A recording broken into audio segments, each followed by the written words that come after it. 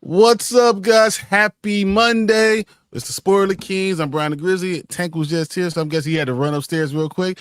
Guys, I'm so excited by being able to talk to you guys about the show.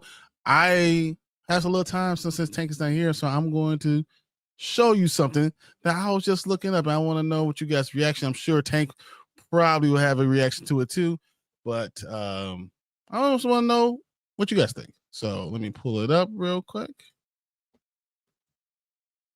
And here we go. So James Gunn shared this Instagram post of the script for Man of Tomorrow, right? And it has a giant, human skull. You see the brain in it.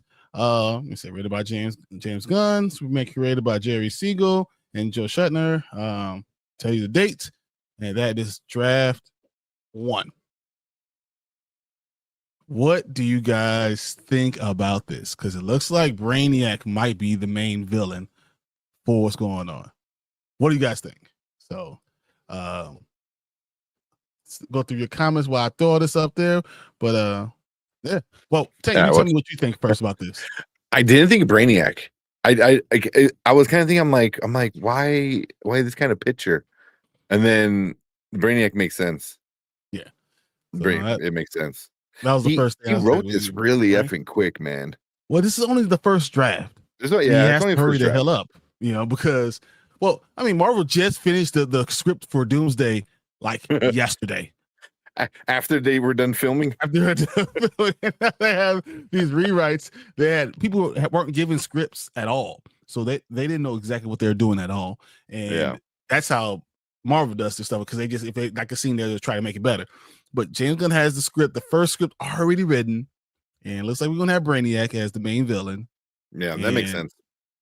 I mean, I know he was on. He was on the Two Bears, One Cave, Tom Segura, Bert Kreischer podcast today. I didn't get a chance to watch it. It was probably recorded a few weeks ago, because they usually tend to record like a while ago and then release them later. But I heard him, or I read somewhere that he said that this one is going to be a lot more tonally different, like more serious, than the first one. Not going to make a joke every 15 minutes? I mean, maybe. I hope not. I'm sure there's gonna be some jokes in it, because it is James Gunn. But I don't know if I got to go back and like look for it. But I thought I saw him or article say that, like, he said it was going to be different than the previous Superman movie. That'd be really interesting. Yeah, if he does change it up. But I guess it really would depend for me how Supergirl does and how it is. And if tonally people don't like it, then I can see him changing it up. But if people do like it and they're all for it, I can see him keeping it. So I mean, he's really not in a big rush, or at least I don't see a big rush to do Superman. You know what I mean? I'm sure, like, he enjoyed doing Superman. What was that? Yeah, we released the date. Yeah, that can change. That's never like set in stone. Was that July 9th, 2027? Yeah. That'll probably change like 2 times. Yeah. Also, I don't think so. Because I don't think there's anything else you could do. I think that he's got to wait for the sale of Warner Brothers to figure out what he's going to do with the whole Batman genre. He can write Man of Tomorrow and keep it going. And if it's already in pre-production, all that other stuff, he can just do that. If you have to involve someone else, other directors, other writers and stuff, you might have to wait to pay them. He can't wait to pay himself. That's true. So that's why he was, even during the strike and stuff like that, he was working on Superman, even though technically you're not supposed to, but like, he's not gonna like tell on himself, that hey, your writer for your studio is writing who? Me, so exactly. Yeah, but look at you, Deuce. He came in hot. Deuce comes in, stop selling mediocrity. Y'all watch Expanse, expect more. I like it. Oh man, that is really funny. And that's before Mama Bear even gets here. So that's hilarious. Well, I don't know. So I watched Superman again. and I don't think it's mediocre. Mm-mm. I think it has good parts and it has bad parts, but the movie overall is good. Mm-hmm. I don't think it's. I don't think I've hated a Superman movie. If that's but that might be just me. I've never hated a Superman movie. Mm-hmm. I just either be not my cup of tea or just okay. So Yeah. I Yeah. think I would say it's fine. Superman has been the movie I watched for me, because I watch a lot of movies for my kid, but for me, for my entertainment, Superman has been the movie I watched the most this year. And you're talking about within the last two months. I watched Sinners more times than I watched Superman. I watched Sinners is probably up there too. Sinners is up there too. I've been showing people, like, hey, look at this scene. Look at this scene. So I think I watched that a little bit more. Yeah. I think it's but like it's hard. Like I like Sinners on the TV just because like you get the good picture, big picture. And it's hard to watch Sinners on the TV because I watch it on my phone. Usually I watch stuff on my phone. That's usually when I'm at work, on lunch and stuff like that. But yeah, those definitely been the two. No show can be complete without Hanzo hating. Hanzo hating on something. But for Deuce, we got to give you this first.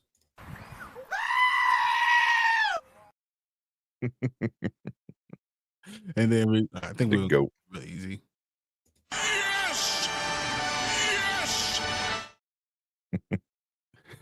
So thank you, Deuce. Real easy with that one. The first to begin, because we got a lot to go for. Let's say hi to everybody real quick. I don't like this having to run this stuff. You take over. Yeah, I'll get in a second. My bad, because I had to go handle something real quick. No, right when we did start, I had to oh shit. Fernando says, "What's good, fellas? I hope you are checking out Mando and Grogu trailer 1,000%. I have that loaded up immediately. Yeah. Before I made the room, I had that loaded up. Like, forget everything else." We got Maria in the building. Said, "Hello, everybody. Appreciate you, Maria." Collector says, "Hey, Spoiler Kings and everyone else in the chat. Jimmy Fallon coming back tomorrow. 100%. He's already coming back tomorrow." They're saying Jimmy Kimmel. Jimmy Kimmel. Yeah. Jimmy Kimmel. But he is coming back tomorrow. It's gonna be interesting. Are you surprised that he came back? And he's saying he's not changing anything at all? No, I mean the rumor was the day when he got suspended was that day he was going to like kind of defend himself and go kind of double down on what he said. But then obviously what happened. So I don't know if that's going to happen or not. But I know Sinclair, which is not going to show it. Yes. No, they said they're going to show it, but they're gonna preempt anything if he said if he goes a little too wild, they're ready to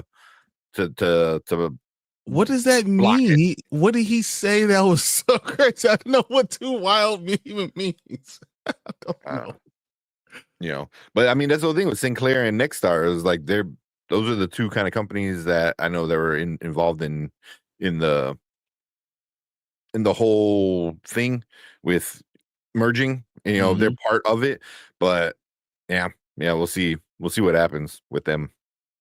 I'm not sure. That's gonna be nuts. So I'm mad right now. I just had $38 on my Amazon account. Now it's going. Didn't even spend anything. No. Dude, that sounds awful. You need to call somebody. That's why I don't play. Amazon's pretty good when you chat with them or even call them. Like they're pretty good at fixing things. So 100%. Because they realize me giving you $38 is not going to hurt me compared to the billions of dollars you guys spend. I just spent $300 on stuff already just today. So dude says Lions being the Ravens right now. I know I'm actually watching watching it right here and then looking at you guys right here. So like I have a TV right above my camera, just in case you never know. And say Collector just finished my 40th book. Member for 6 months. Appreciate you for being a member for as long, Collector. You are so awesome. 40 books, man. Dude, I'm on like 29, but I found a new series. Uh-oh. How many books does this one got? Yeah, it's 14 right now. So Okay. I've only read like 70 pages of it, but I'm really liking it. Very nice. Anzo. What's up? And then with the whole Brainiac dude says boo. He says Brainiac. Yep. Brainiac makes the most sense, man. For where It it's just does. going. Yeah, it definitely does. You know, because you gotta have something that both Lex and Superman are gonna team up with, you know, and Brainiac is the perfect one to do that. Yep. So it looks really dope. And Deuce disagrees and says terrible. Did you not like the Superman movie, Deuce? I don't remember. I'm assuming definitely not. Yeah. I mean, it has to be Brainiac. Who else could it be with the mind and looking at it? I didn't even think about that, man. I didn't even think about that when I first saw it. That makes so much sense. Ace says, I hope Tom Holland is going to be okay. They shut down production after he got hurt. I heard they only shut him down for like 5 or 6 days. Yeah. But he had concussion. Is it because I heard it's like really bad, but I didn't really look more into it. So I was like, like wait, a brain injury. How bad is it? I mean, concussion. Yeah. You know, okay. I mean, I guess it does. We're gonna talk about him. So when we talk about concussions, we'll talk about that. But yeah, I mean, it's a brain bruise. That's awful. But come on. But no, I also do hope he's good. That fall sounded pretty bad, so I'll say that. Yeah. I mean, with concussion, with what he does, he can take a week off and kind of be good. Put someone else in this. He doesn't have to do all this stuff, man. Yeah, do all the non-Superman or Spider-Man kind of stuff, with other characters. But I don't know. Like I said, that would be cool if they had Brainiac 100%. To know what happened if Netflix ends up getting a hold of Warner Brothers. What is that going to mean for DC? Yeah. I don't think they're going to pull things out of movie theaters because Warner Brothers needs things in movie theaters, and they're more than just what you see with everything else. Like, I can't see them pulling Warner Brothers has had a run, especially this year. You see how much money Warner Brothers made on box office this year?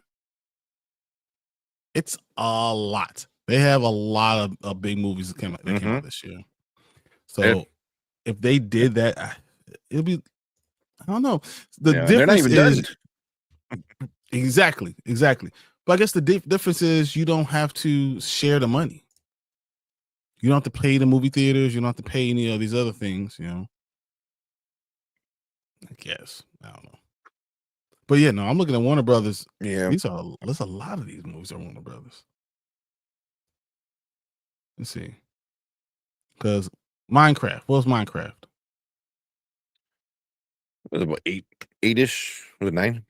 Something like that. 9.57, $957 million. Wasn't Jurassic World? I think that's you. I think it's Universal. Universal? I can't. It might be Universal. It's Universal. You're right. Yeah. I had to click on it first. See.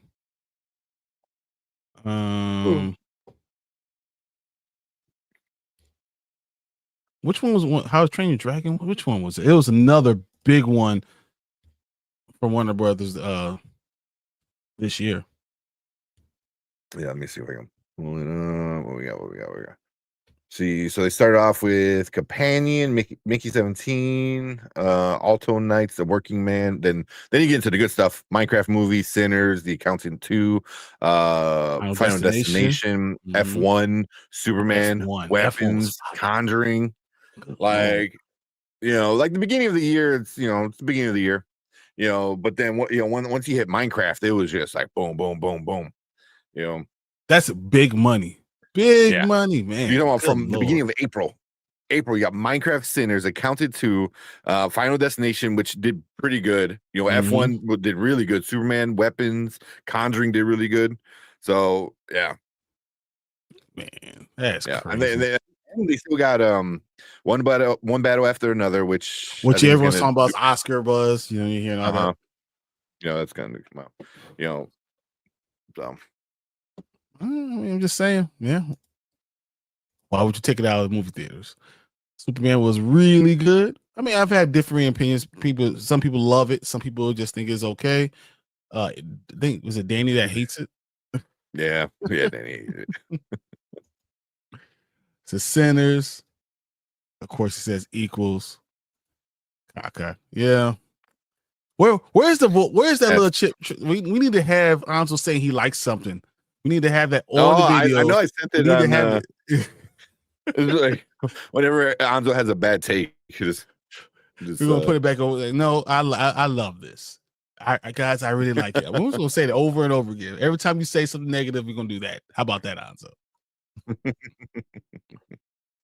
So if Netflix buys Warner Brothers, you're going to shut down the website Groove because they won't want to release anything physically. Yeah, physical media. Yeah, that's a problem too.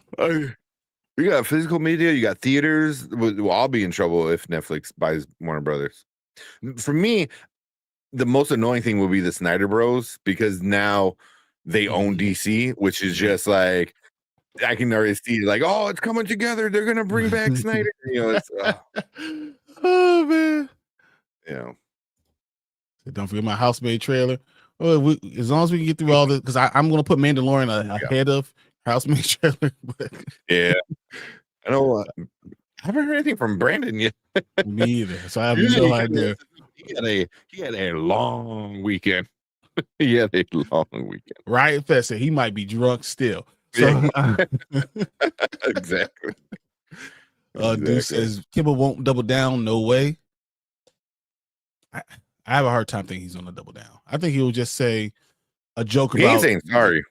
Yeah, he's definitely not saying sorry. He's definitely not apologize for anything. He's just not going. I think he's just going to say they try to get rid of me, and I'm back. Yeah, it's gonna be interesting. The one thing I know for sure is it is going to be the most watched Jimmy Kimmel Live out of the 13 years he's at it, something like that. However long he's been on the air. Mm-hmm. No, I mean, yeah, I might watch it. I don't know. How long have you been on the air? Yeah, so I used to watch Jimmy Kimmel Live when he first was like actually live, and it was cool, and then it just like all the late night hosts it just got boring. I like Kimmel more. I like Fallon. Fallon sucks. Oh yeah. No, Kimmel was my favorite out of all of the newer ones. Fallon sucks. He's not fun. Seth Meyers is kind of boring. I bet you Anzo likes Fallon. Look, he just looks like he likes Fallon. He's the best. You didn't say anything too crazy to begin with, and this is pure censorship. Yes, he didn't. Yeah, I don't think he did. It's like you're literally trying to say, forget this. Like you don't need freedom of speech anymore. But we've harped on it enough, so I'm just gonna keep it moving. Lions scored. NFC is better than the AFC. I just saw them going for the 2-point conversion with 30 seconds left. So it's still, you never know. They're going to try for onside kick, and then go from there. How about them Bears? That's what I'm talking about. I'm the only one on our show that didn't choose the Bears either. Oh, really? I'm the only one who did not. I've been hurt too much. You know who's tied for the most touchdowns thrown? Yeah, Caleb Williams. Yeah, but and Aaron Rodgers. He forces the damn ball to Rome Odunze all the damn time. So that just drives me nuts. Yeah. I think he's the first. What was the stat I heard today? That he's the first Bears wide receiver to have 4 touchdowns in the first 3 games or something like that. That's because they forced the ball. Like it's stupid. Yeah. The 2025 Superman movie was not good. That's what he thinks. It's not good. I mean, see, you have the right to your opinion, man. Today I got pissed at Amazon. I was supposed to get the $52 in my bank. I called Amazon. They said my money went onto my Amazon account. That happens. Usually they tell me going to my Amazon account. Yeah. Yeah, I didn't know Robert Redford died last week. Yes. Yeah. Yes, he did. Yeah. Was that Thursday? I think so. Yeah, he definitely got caught up in a lot of the other stuff going on, but yeah, it sucks. It sucks. Yeah, I mean, he's a good actor. He's a great actor. A great actor. Yeah, really, great actor. One of those all-time great actors, and losing that is just, man. Oh, what's the one where he was in the jail? Maybe look this up real quick. The Last Castle. Is it The Last Castle? The Last Castle, I think it might have been. Like I like that one a lot. I thought that was pretty good. Let's see. Because that was like I don't know if anybody's gonna watch it. It's from what year? Oh, The Last Castle, yeah, 2001. Yeah, okay. But the way it ends is just very, it's very like good. Like I don't know. The whole thing was very, a good watch. I thought. But that was like one of my first ones where I was like actually like noticed. I'm like, oh, well, that's Robert Redford. And then I'm like, oh shit, I've seen him in all this other stuff. But I remember watching that in like really? It was like ROTC. I think it was like ROTC in high school, and it was like towards the end of the year. He's like, here's a movie, because I think he's a military man. Yeah, he's a decorated general. Yeah, we were in school. I watched in gym class. I watched The Natural. Oh yeah. We watched in literature class All the President's Men. Okay, I don't think I've seen that one. With him and Al Pacino, is that what it was? Yeah. Oh, okay. I might have. I've seen like yeah. And then could be everyone's seen Indecent Proposal and River Runs Through It. So those are good ones. Yeah. They said they couldn't give me my money back because my bank account, because they gave it to me on my Amazon account. That's exactly what they say. That's exactly what I was saying. Yeah. It's on your Amazon account. Yeah. It happens. Say, oh, it's spending more. What's up, Steve? How you doing, man? Steve? So you playing the Indiana Jones game? I was watching. The game looks awesome. I was watching Daniel Indiana Jones. The Colts quarterback, Daniel Jones. He's. I was like, what? Daniel Jones. See, you really not into football this year, man. Come on, Daniel Jones is leading the league in passing. Like, they're killing it. Yeah. Dude says Bears showed up Sunday. I wish that the Rams weren't so nice to the coach. Look, the Rams should have won, almost won, and then look, they blocked the field goal and ran it back for a touchdown, bro. Like, you were going to win the game. I still picked the Rams to beat the Eagles in the NFC championship game. Still, they did everything to win the game, so I'm still with it. Maria says the problem with Netflix is they are the problem. The problem with Netflix is they are kind of anti-theater, and DC movies are going to go straight to streaming, and that would be awful. That would be really, really bad. Yeah. Yeah. Also says all my takes are good. Wait for the lightning strike. I know. I was like, says no one ever. You don't have a soundboard to go. And just we have a lightning strike to go hit them.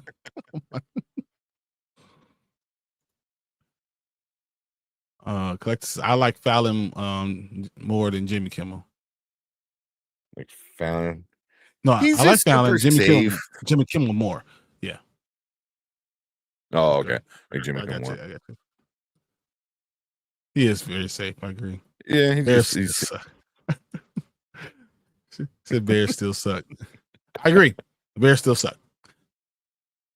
Yeah. But as long as I keep on believing that, it's not gonna hurt my heart.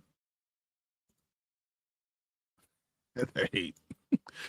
So I'm putting it in an official Spoiler Kings request to make a video on how to collect and care for comics. Full stream of consciousness, and I will print views. I have the itch to start getting into it. Dude, so we could do something like that. I could definitely do it. So it's weird. Where's my fuck? I don't have my comic book on my desk. So these are the comics that I'm reading right now. These are the ones that I'm keeping in order, right? These are the ones that are my older ones I have, and these are my containers that after I read them, I put them up. You have to keep them in order, and this is the one that I think is special. But I do this every single time. All my comics are in these piles, and I put them in specific order all the time. Yeah. So I could Well, never usually, go. yeah, you get a lot more comic books than I get, man. But like I got a big order from Big Time Collectible. Oh yes, you and did. I kept these in the box because their boxes are like so good just for storage, you know. But I got a lot of Spider-Man 97 first issues, or Spider-Man 94, I should say. Yeah. You know, so some like, and it's like the animation is, yeah, some awesome cover, and it's a blank one. I think I only got three of those. My favorite. Oh, that's a good one. I like that Yeah. one. I'm keeping them in the. This one's kind of cool though, where it's like a toy, like the Black Spider-Man toy. Wasn't that the main one? No, I forgot. I forgot which one's the main one. Because I know I got that one. I thought that might have been the main one. I think this one might have been the main one, or the Venom one. I don't know. I have to go look. But whatever. But the box itself is like super awesome. You know, I'm a firm believer that I don't put things away until I read it, right? And then once I read it and it's put in the section that it's time to be read, I box and bag it, and I now get the sealed bags, right? Because once I've read it, I'm not gonna go back into it unless I really, really want to. So I'll get the sealed bags, I'll seal it up, and then I put it in one of my containers. And I'd rather have a softer, pliable one, because we make it too hard, it gets bent a lot. Yeah. And I know people it's counterintuitive, but if it's pliable, because this is pliable, it won't get as many, bruises. Like a curve is better than like just a bend. 100%. 100%. And so that's why I have 38 of these little containers. Like I need to get in contact with Big Time Collectibles. Like, but these guys are pretty good to get comic books from. You know, if you ever watch Variant Comics, he's the dude. He owns Big Time Collectibles. They have really good deals. Also, Rogue Comics is a YouTuber. I know Mike from Rogue Comics. Yeah, he owns. Sorry, does he own it or work for it? But either way, he has a comic book shop. And you can order online, and he'll just send it to you. Mike he's good people too, and he knows what he's talking about. So you can call him up, and when you talk to him, he streams like at least 3 or 4 times a week, and he'll tell you, all about it. So Mike is he's been on Chill Show a lot, Anzo Show a lot. So I had him on the Rewind 2 weeks ago. Oh no, last week. Last week. So yeah. So we have a lot of people. We're lucky to have as many people available in our communities to be able to do a lot of this stuff, and you want to support it. Mm-hmm. Even Elle, she comes in here a lot. She's big into independence and stuff like that. Forget Elle, because she is the reason why I went back crazy on these independent ones. Like I was like, I got out. I was good. I was just getting graphic novels and reading stuff like that. And she brought me back in. And now I can't get rid of it. And I'm spending money like it's water, and I can't help it. Man. I just hit 5,000. 5,000 what? 5,000 comic books. I have 5,000 comic books. Oh, okay. That's a lot. Like I'm working on my fourth big box. Yeah, I'm looking at it because I have a shelf over there with it. I'm working on my 4th big box that's gonna be full pretty soon. But I don't buy as much as you do, like every week like that. Like I know, like was it on Saturday? I think, like after our stream, we were talking about comic books, and we just bought a bunch of Deadpool and this one, Batman and Deadpool. So it's the DC version that's coming out. The November one. Yeah, in November. We picked it up. You always want to pre-order, guys, especially with ones that are like that. You want to pre-order. Like one shot, big names that are going to sell out. Sully asked about this one. So where is it? I've been watching you guys collecting and caring for them. You guys should kill that top. Yeah. And he says, Brian, did you read the Deadpool Batman yet? Any good? Yeah. I've read all of it now.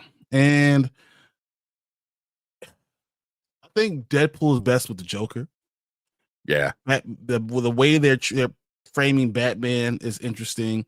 They also bring a lot of the Justice League people. They bring in, I think I saw Rocket Raccoon in there. They are bringing other other heroes and villains, but this might be one of my favorites. I don't want to bend anything, but the Wolverine Lobo. Yeah, because they have like those like short stories at the end of it. Yeah. So that was pretty darn cool. Yeah, the Wolverine Lobo is nuts. So I also like the Daredevil one too. So, but it's fun. It's really it's a fun comic. Yeah, but if you want the Batman Deadpool, which is the first print for the DC side of it, you better pre-order now because Deadpool Batman, how quick those went out. 3 of them have already sold out. Sold out, yeah. So and that comes out in November. You still got like 2 more months before you can even get into that. So yeah, definitely get in contact with your comic book store and tell them I want this cover, I want this guy. And it's a one shot, so it's a lot of cool covers. A lot of cool covers. The last one I had like that I really enjoyed was the Batman Spawn, which was cool because those were glow in the dark, so like it looked really, really, really cool. But this Batman Deadpool, some of these variants are really, really good. So yeah, I enjoyed it. All right, let's run through some of these things. And so last time I saw the Late Show on TV, Arsenio Hall was back in the day. That's far. That's 93, 94, right? Damn, is it? Hello guys. Again, congratulations on the channel growth. Keep up the good work. Appreciate it, Terrence. Appreciate it. So yeah, finished Indy and the DLC. It was fun. That's awesome. It looked good. It looked like really like a good game. I was watching them a few weeks ago. That's awesome, man. I might have to. Right now, I'm still on E33 right now, so that's the only one I'm going back to right now. But it is what it is. Don't forget Captain America: Winter Soldier. Oh, 100%. Captain America: Winter Soldier is so fine. Fire. Oh, it's great. It's like the best. Yeah, it's like the MCU's Dark Knight. That's how I look at it. That's a good question. I'm afraid to talk about that because that opens up a whole can of worms. Because like when you talk about the best comic book movies, like I think, Logan is Fox Universe, so but that was probably my favorite of all the actual movies, comic book movies. So, and Old Man Logan is a great topic in itself. So, I'm gonna leave that alone just so I don't go in and then 30 minutes later we'll be like, hey guys, it's been an hour. We haven't seen Mandalorian. Yeah, exactly. Hey, Nanette, glad you're here. My next book to read is Star Wars. I am reading 10 more books, and then that'll be it for the year. I will hit 50 books. That's awesome. Dude, that's amazing. Read some of that EU, man. That Star Wars EU, it hits so good, man. It hits so good. And it angers you. And it gets you pissed off because you're like, this is what we could have All you have to do is follow this. We could have had this. It's like, nope, you get Snoke. I was like, shut up. I'm with some friends and we are waiting for homemade burgers to get ready. I'm checking on you guys, preparing some videos. Awesome, man. Awesome. That's awesome. I want a homemade burger. You get your friends going, I got McDonald's. No, I just need give me the mama burger, with the green onion and pepper and stuff like that, that thick. That's what I'm talking about. So you're very organized. My wife doesn't say so. She says I have stuff everywhere, but I know exactly which comic book. Like when I'm done, I'm going to read a comic book. I know exactly where it is. I know if it's a run a current run. I don't bag and board it because I like to go back to certain books. Like, so I have Absolute Batman and Superman and Wonder Woman and all stuff still out, even though I read it because I want to be able to go back. Yeah, so it's chaotic, but it's organized chaos. So, sorry, I'm trying to say the next book I'm reading is Star Wars Lost Star. I have 10 more books to read. Yeah, gotcha. I totally understand now. Terrence says, I've never been one of those guys to buy comics in my entire life. I've purchased maybe 30 comics. They were always around me, so I never need to buy them. I would read them at my local library too as a kid. That's this man right here. Right there. Yeah. Yes, he does. I got caught up all on Green Lantern maybe like 2007 or right when Darkest Night or Blackest Night came out. Mm-hmm. You know, I was like, man, I need to get caught up because it's been so long. So I just literally binged everything, man. I read everything. Invincible. Same thing with Invincible. You definitely did Invincible. Like, you know, I went and I need to know what else is going on. Yeah. Right before Superman came out, I read All-Star Superman. You know, I wanted to see what was going on with there, and you know, so yeah, you know, awesome. So yeah, libraries are awesome for comics. I need to start going back to the library for comics. I just where buy do we everything. Where do we find libraries anymore? It's so bad. Like I feel like I order it online and get it sent to me from a library. Is that weird? No. I do that though. That's what if I'm gonna do it. I don't buy as many books. I'll buy more or the comic books, but books I'll order and have them. And then read it. If I want it, if I love it, then I'll buy it. Mm-hmm. Yeah. Yep. Because I dare name everything as of the last 5 years, I've been reading comic books online, reread certain stories. Others for the first time. I usually work on several arcs at a time. That's what I'm doing right now. Multiple arcs at a time. Mm-hmm. Terrence is a reader of comic books, not so much a collector. I do have a movie collection of some TV shows. That's really the only thing Terrence collects. I collect everything. You do. Like literally, like I'm.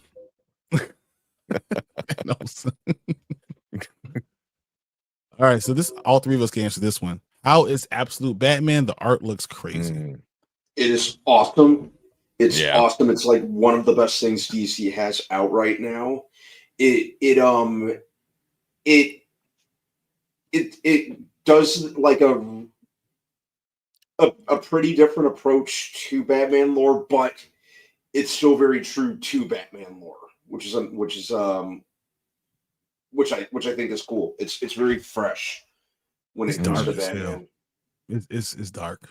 It's super dark. Super dark. It's super dark. Like that last issue, man. I think we touched on that last week. Yeah. That was insane. That was so crazy. Dude, I keep on pulling out the Penguin much that I flip right to the page. Before, I mean, obviously before he gets all healed up, you know, and then I think we got they just released the look of the Joker, and what like that's insane. Like, is it a fucking dinosaur? Is it a raptor? Like, it looks like a velociraptor. Crazy. Yeah, it looks somebody like said so, like a Wendigo or something like that. That's what like one person I was watching said it was. I was like, but you know what? It's crazy. I'm here for it. I'm 100%. curious to see like how he's going to enter the picture. Yeah, I'm all for everything that the Absolute run is doing.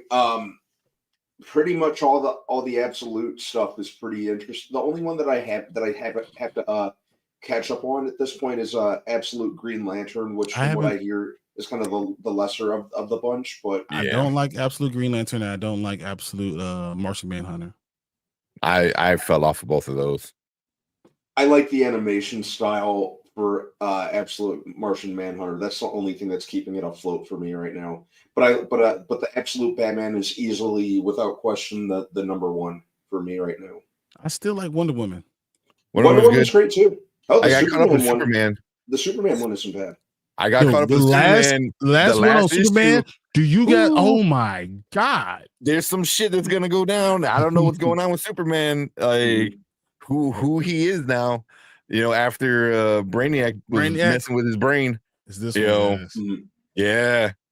Woo. Yeah. The big three are like the best. Like Batman, Superman, Wonder Woman, those are the best. Flash, I think it caught off with Flash, but I think the last one I read was 3 or 4. I think it might have been 4. Flash is on. You gotta be on what, 6 by now? 7? Was it 7? I think it's 7.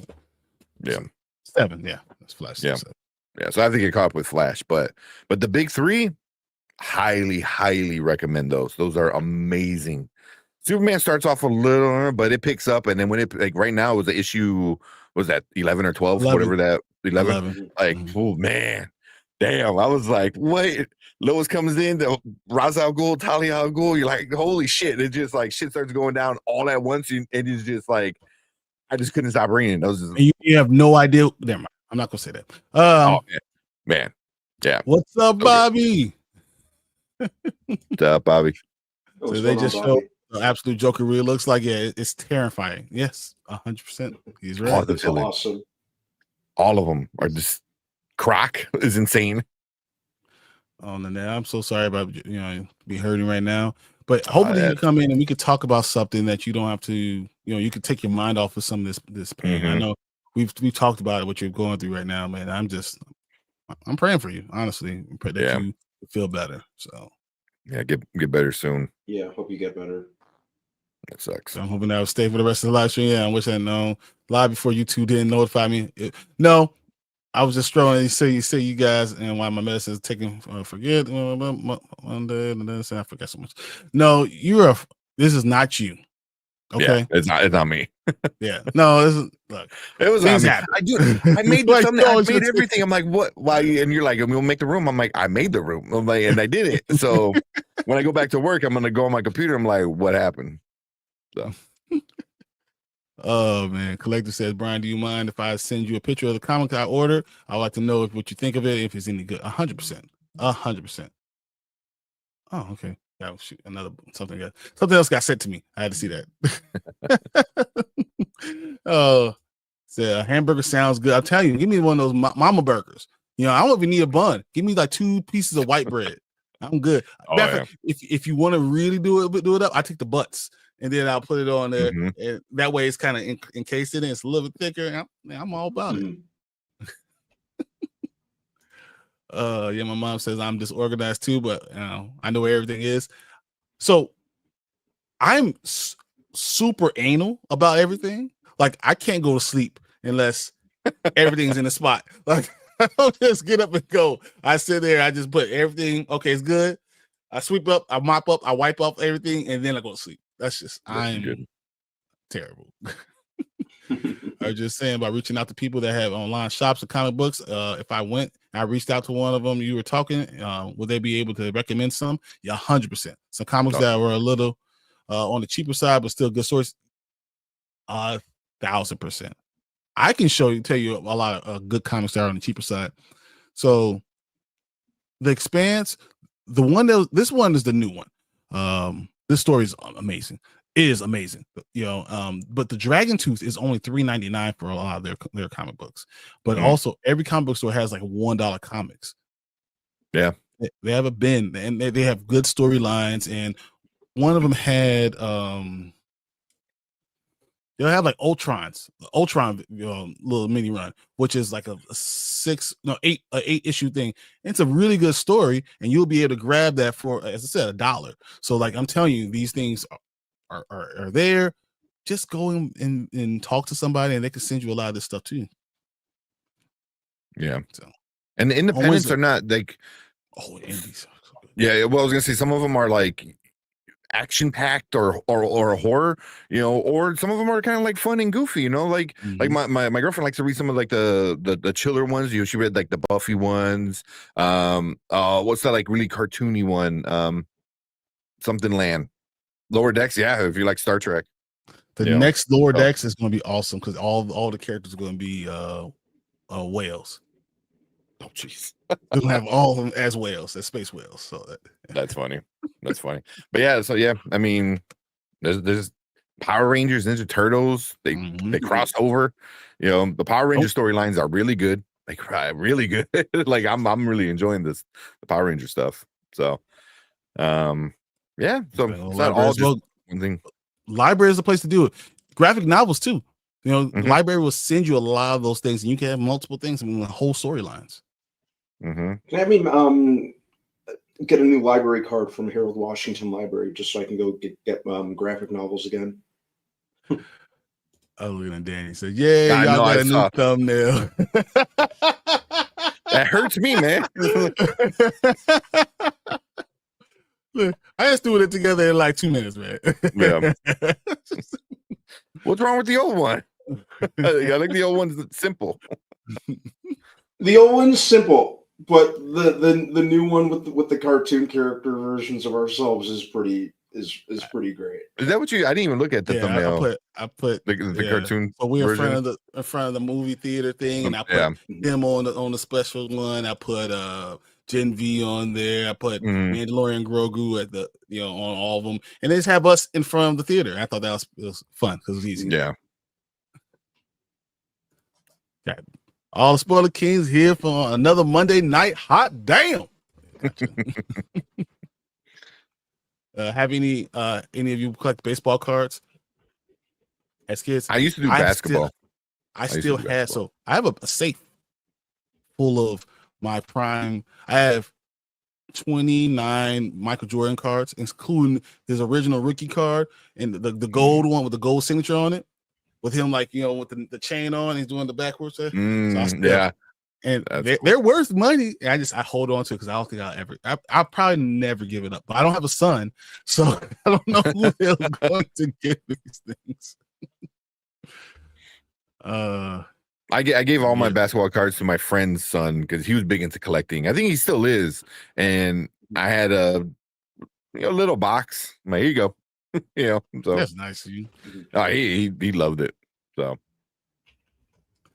And then I really I used to do I used to do baseball cards, and I used to do the like the Marvel Universe ones from Topps. Oh yeah, I forgot about those. Oh yes, yeah. I forgot about those. I had a bunch of those. Shop right next to the comic book store. I checked out. I've given them my stuff and say, "Hey, you tell me what you think of this, man." So once again, I like to collect. I don't like to sell. So that's a problem. I'm a collector, and I'm not a hoarder at all, but I do like to retain stuff that I collect. Like I have trouble letting go of a lot of stuff. I say, yo, what's up, B? How you doing? What's going on, man? Brand, can you put some good websites that sell comics in chat and put links to them? So I still do Graham Cracker a lot of times too, because Graham Cracker sells theirs at cost, and if you pick them up from one of the stores, they send it to you for free. And if you pay over $25, it's free shipping. So like it's I still use Graham Cracker a lot for those things. Graham Crackers is my go-to. I keep telling myself that I'm going to check out other comic shops, but Graham Crackers is so convenient and so local. I got to start getting to First Aid more and just exploring more. I think I think I'm going to try to start doing that, because I told myself I'm going to kind of I'm going to kind of lay low between now and Halloween, now that Riot Fest is out of the way. Famous last words. Yeah, but we're going to see how that works out, right? But if I do manage to do it, I plan to spend most Roll Comics, good job on comics, and collecting more. Still trying to find Mr. Terrific #3. I can't freaking find it in any shop. I cannot find it. Now you told me.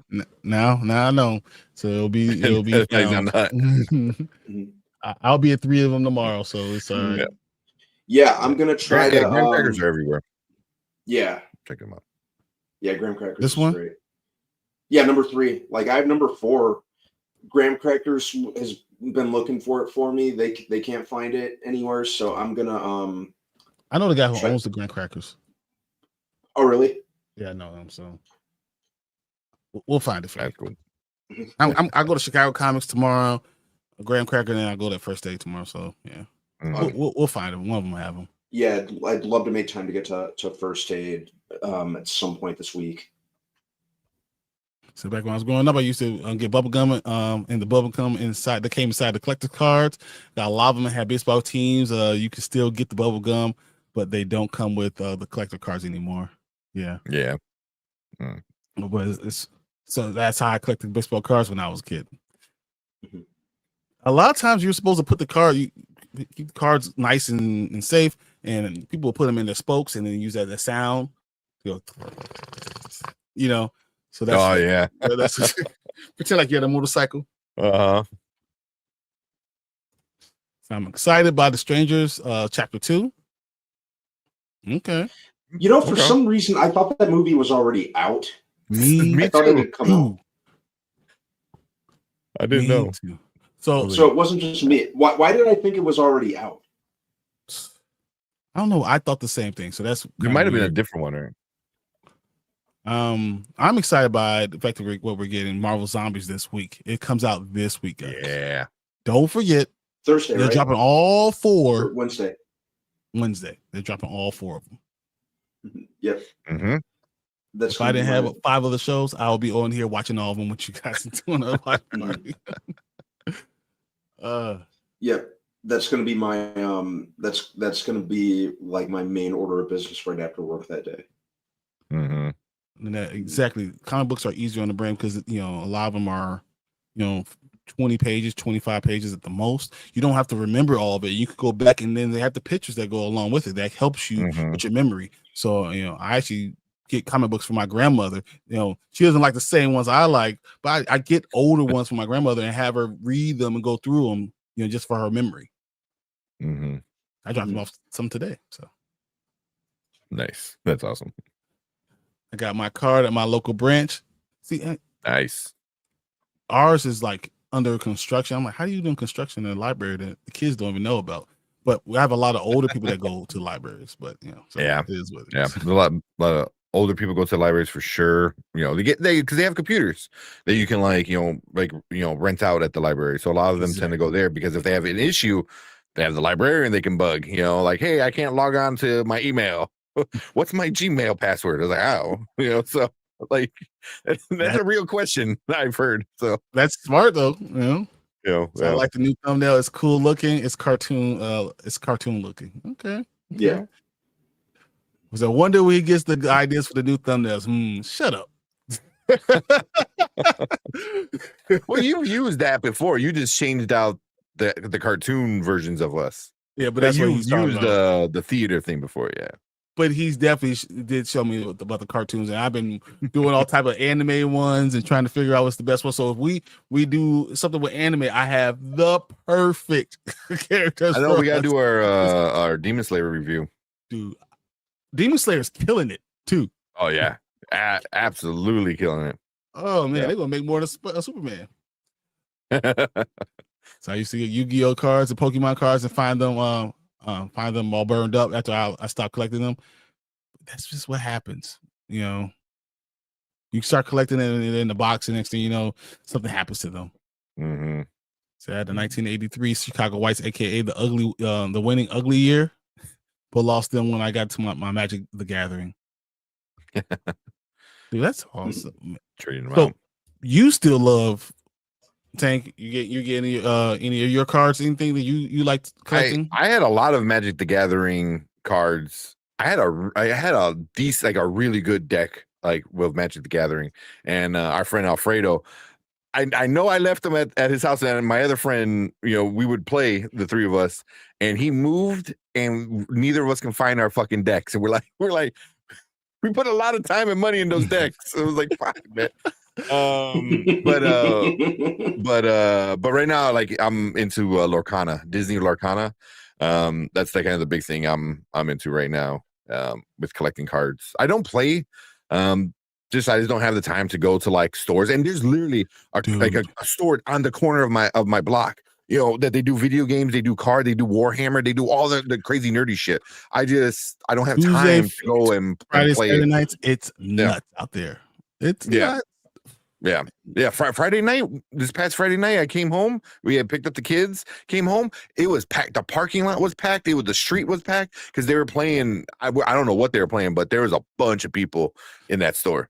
So I don't know why I drove by his past your house, but I went by that comic book store. Why was I there? Because my grandmother's out in Westmont, and then I was. Oh, so it's right there. Yeah. Well, it's not right there, but it's close. Yeah.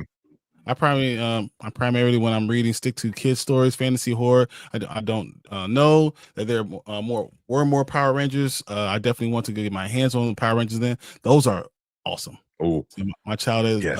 and I've been watching Power Rangers TV show lately, so that'll definitely interest me and get those comics. And You the got storyline is amazing. Broken Grid, the Broken Grid storyline with Draken, Lord Draken. Mhm. Oh my God, it's so good. It's so good. Like I've been looking for a really good Lord Draken figurine so I can put on my shelf. But like the Broken Grid storyline stuff, highly recommend it. If you love old school Mighty Morphin Power Rangers, yeah. Yeah, if Tommy's like one of your favorite characters, yeah. Bro, the Broken Grid storyline, that was so good. That was so good. Even the stuff that happens afterward is really what's good funny? I said we weren't going to be here doing this for 30 minutes, I know. for another hour, and we did. Get us on comic books. So Graham Cracker's still around. 100% they're still around. I go there 4 times a week. It's terrible. So I've heard Midtown Comics is a good site too. I order from Canada a lot. Just so you guys know, I order from Canada a whole lot because Canada usually has more.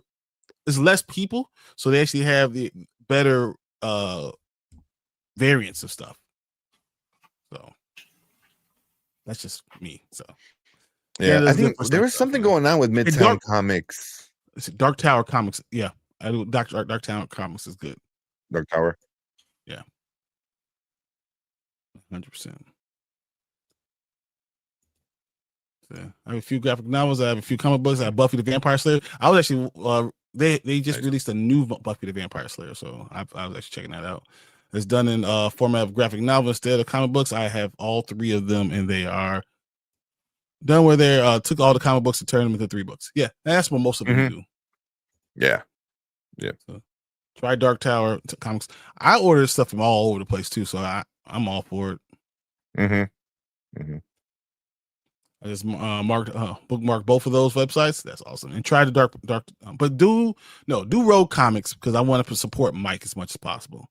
Yeah, he's a fellow YouTuber, that's always on. He, like you said, he was in the chat on the Rewind on Saturday. He's been on Chillmonger Show a bunch of times. He's been on with Anzo, Big Four Entertainment, a bunch of times.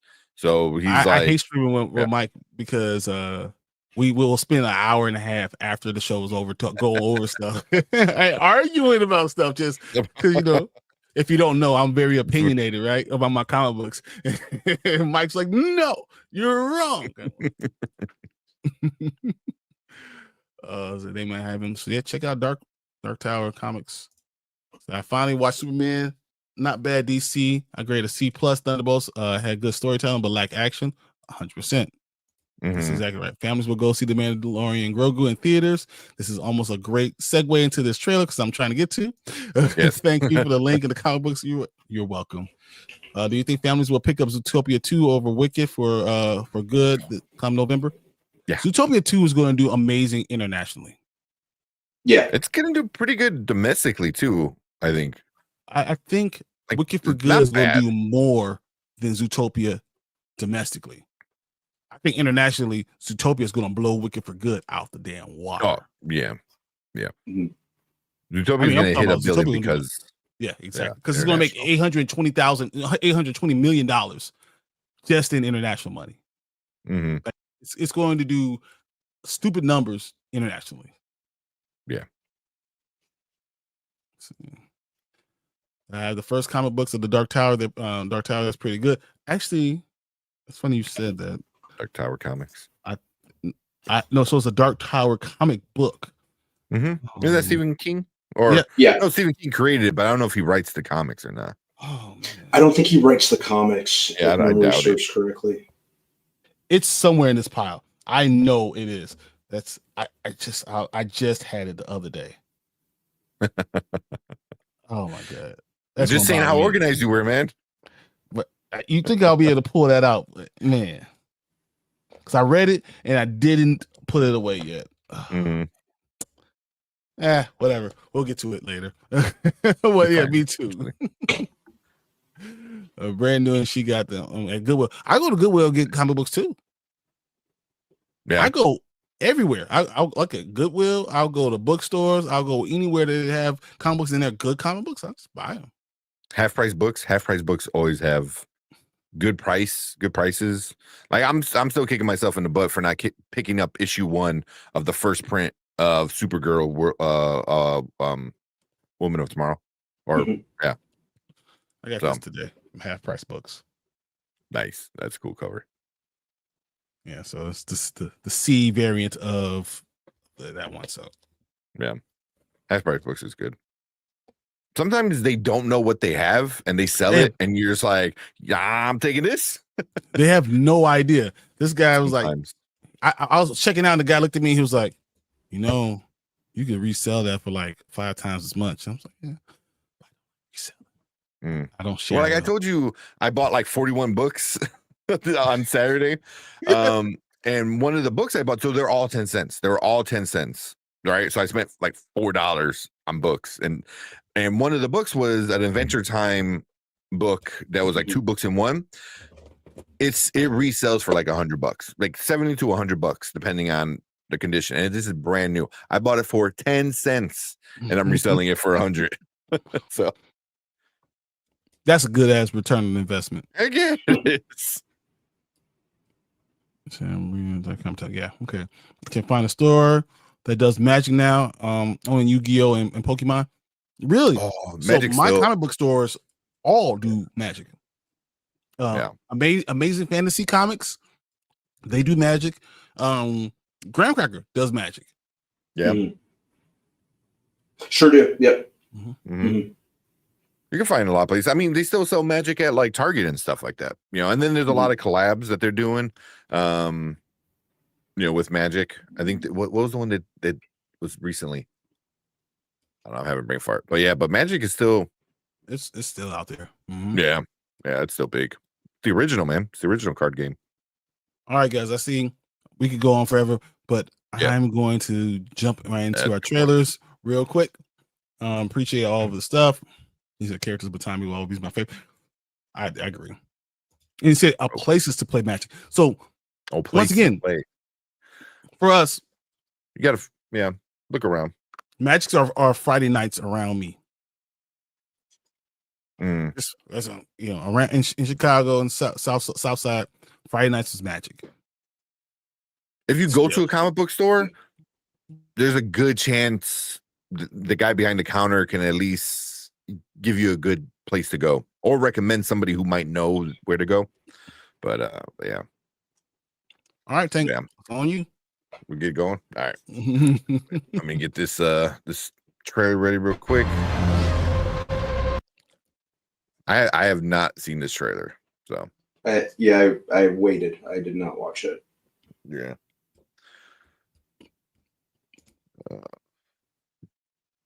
Bobby's in Chicago. First Aid Comics on 55th, over by University of Chicago. They do Magic and the Gathering all the damn time. They have a schedule that you could call, and it's online too. They have a schedule of what card games they have. So if you do that, speak of the devil.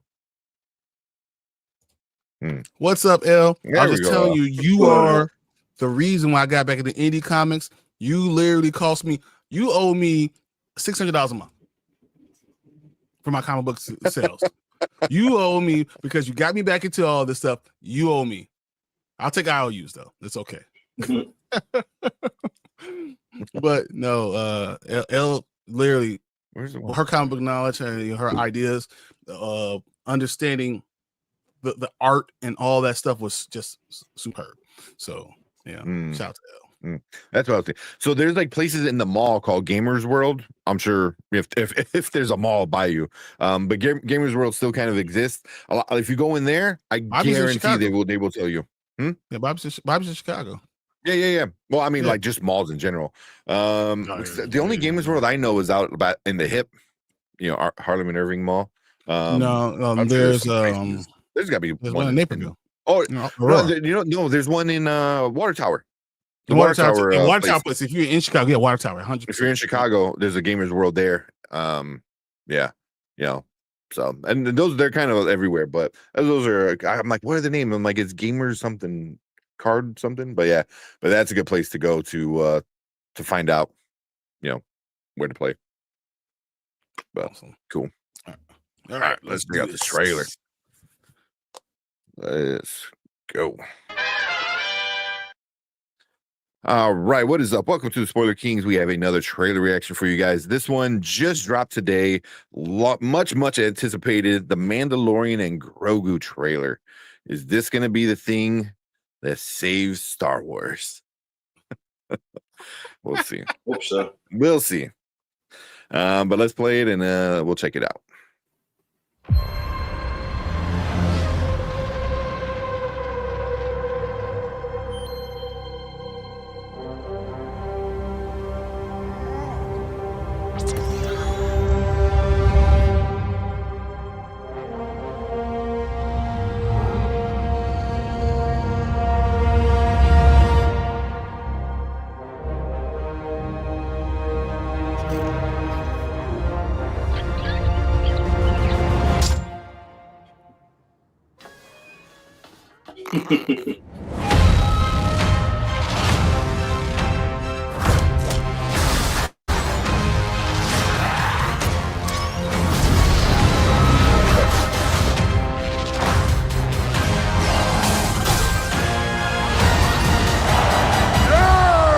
Impressive.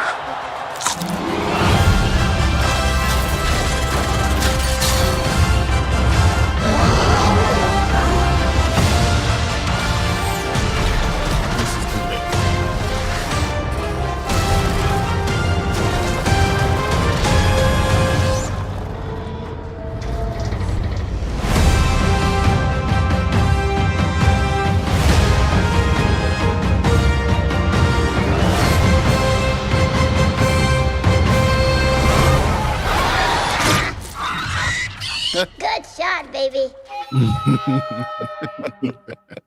Little Babu freak. I love Babu freak. Oh, yeah. Okay. All right. Yeah. Happy I waited to watch that.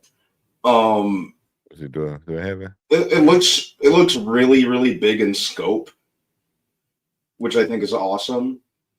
All things Mandalorian, I'm gonna watch. It's one of my favorite Star Wars things in recent years. Mhm. This looks pretty good. I was kind of waiting to get a look at it, and I like a lot of Jon Favreau's stuff. So him directing it really kind of has has me optimistic. Yeah, it looks awesome. Yeah. Like I love how epic it looks. Yeah. So hope it's at least better than season 3. So I'm looking at it and it seems very fun, but I don't know. The part of the thing that I liked about Mandalorian was there was fun along with seriousness, along with it feeling very Star Warsy. It wasn't always the focus on Grogu, but it was the focus on the world and how Mando and Grogu were kind of going through it. And I'm hoping that I give that feel and not just we're just following them around the world. I want the world, and there are vehicles of going through. If that makes any sense. I'm hoping that this is good. This is good, but could I see this not hit? I could. I can see it. I doubt it's gonna be like season 3, where that was like not the best Mandalorian over. Yeah, but I'm more worried that is this just one big episode? You know what I mean? It's just, which is not the worst thing, but also it needs to be grander than that. It's a movie, so there needs to be something big, You have to going have on. a villain. You have to have those things too. So yeah. All right. But visually it looks awesome, but also visually the show looked awesome. So I'm not, I got what I was expecting, like saw Zeb, jumping around, with his stick, and so I'm like, It that's cool. looked amazing too. Yeah, got one of the Fets in there. I'm assuming that's the one by the Bear is playing. Was it Jeremy Allen White? Jeremy Allen White. Assuming, I'm assuming that's probably him.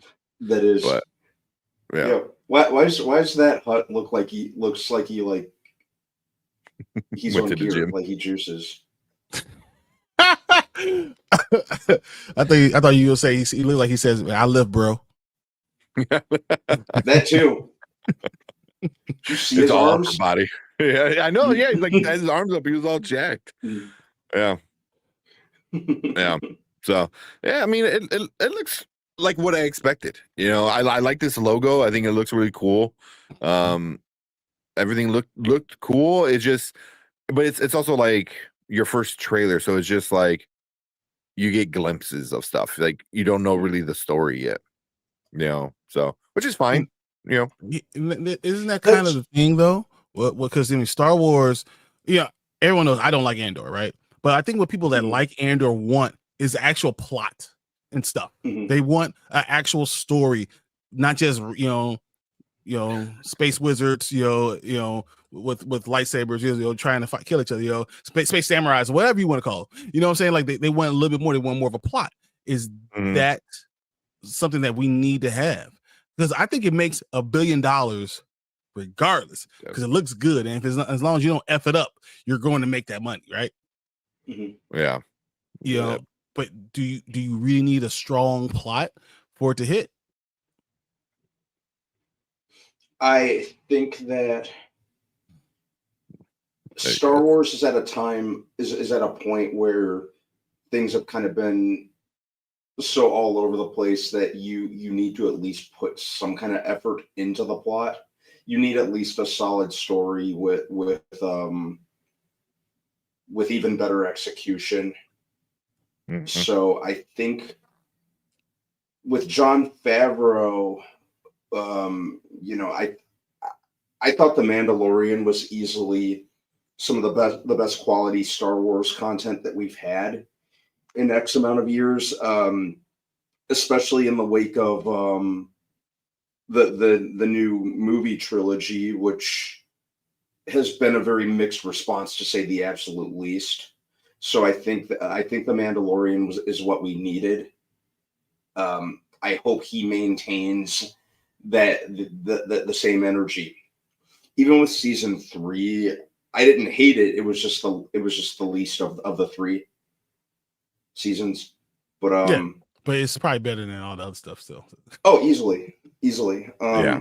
Oh yeah. So I trust in Favreau, that he knows what he's doing. I think he has a lot more respect for the Star Wars content than other people that have been involved. So yeah, I think he'll at least come up with a competent and solid enough storyline. Yeah. Yeah. Which for Star Wars, it's not like hard to do, No. despite the sequels being very much not that, at least in my opinion. But And yeah, yeah. And I was so disillusioned by Last Jedi that Rise of Skywalker is still on my blacklist. I still have not watched that movie. Don't. Oh man, you missed a lot. You missed a lot. None of it's good. It's the only Star Wars thing that I have not watched. You missed Darth C-3PO, and I'm not even joking. I'm not even joking. Darth C-3PO? Kind of. I mean, that's kind of what it was, man. So I'm not going to sit here. Yeah. So, yeah. So, yeah, like you said, Favreau's good director, knows what he's doing. I think he respects Star Wars enough, and season 1, season 2 was some of the stuff that kind of really did save Star Wars for a while. It brought a lot of people back in and excited, and eager for more Star Wars. So hopefully the movie knocks it out of the park. Kind of curious though. I want the next trailer because I do want to know some of the storyline, some of the plot. Like is it going to connect to Ahsoka? Is it gonna connect to some more Luke Skywalker? Which I think a lot of people would love that. So does Grogu? Is season 1, 2, and 3 in the movie just a memory for Grogu? You know what I mean? Like, does it end with like him 500 years in the future being a badass and telling his kid that he's trained in to be a Mandalore about his dad, daddy Pedro Pascal, so Din Djarin. Din Djarin. It could be that, it could be like, hey, here's the stories you loved, and boom, now we're 500 years in the future and Grogu's full badass. I mean, I would love them to go 500 years in the future or 500 years in the past or something like that. So get away from this. Just get away, because I worry that this is going to be good, and then all of a sudden we're going to get something like that talks about Rey with the Rey movie. Like as soon as we say, yeah, we did it, guys, we survived, and then Rey comes out and he's like, oh, here we go. You're like, why? Why? Yeah, well, we'll see. But it was a good trailer. I don't hate it. They didn't really get me more hyped. It just reminded me that the movie's not that far out. And we all like Mandalorian. That's just what it is, right? Mm-hmm. Yeah. Mm-hmm. So May 22nd is the release date. So it's a little early, but could it be a distraction for the other stuff Disney's going on right now in the world? Maybe. Hey, quick, release the Mandalorian trailer. Yeah, that already got leaked. We're losing subscribers. Put a new Star Wars trailer out. Do it now. Exactly. So wouldn't be surprised about that, but we'll see. But yeah, as a Star Wars fan, this is pretty cool. But we want to hear from you guys. So if you're watching us on the replay, leave a comment down below. Let us know what you guys thought about this trailer. Make sure you guys hit that like button, hit that subscribe button. Come and join us every Monday, Thursday, and Saturday when we talk about trailer reactions like this, movie reviews, and other fun, nerdy stuff. And if you are in the live chat, stick around because we're going to get into all of your comments right now. Cool. I was doing like 8 things at the same time. My screen was like, dude, what the hell? Trying to get everything all done. Move this down. Let's see what you guys in chat are saying. What you guys are talking about it.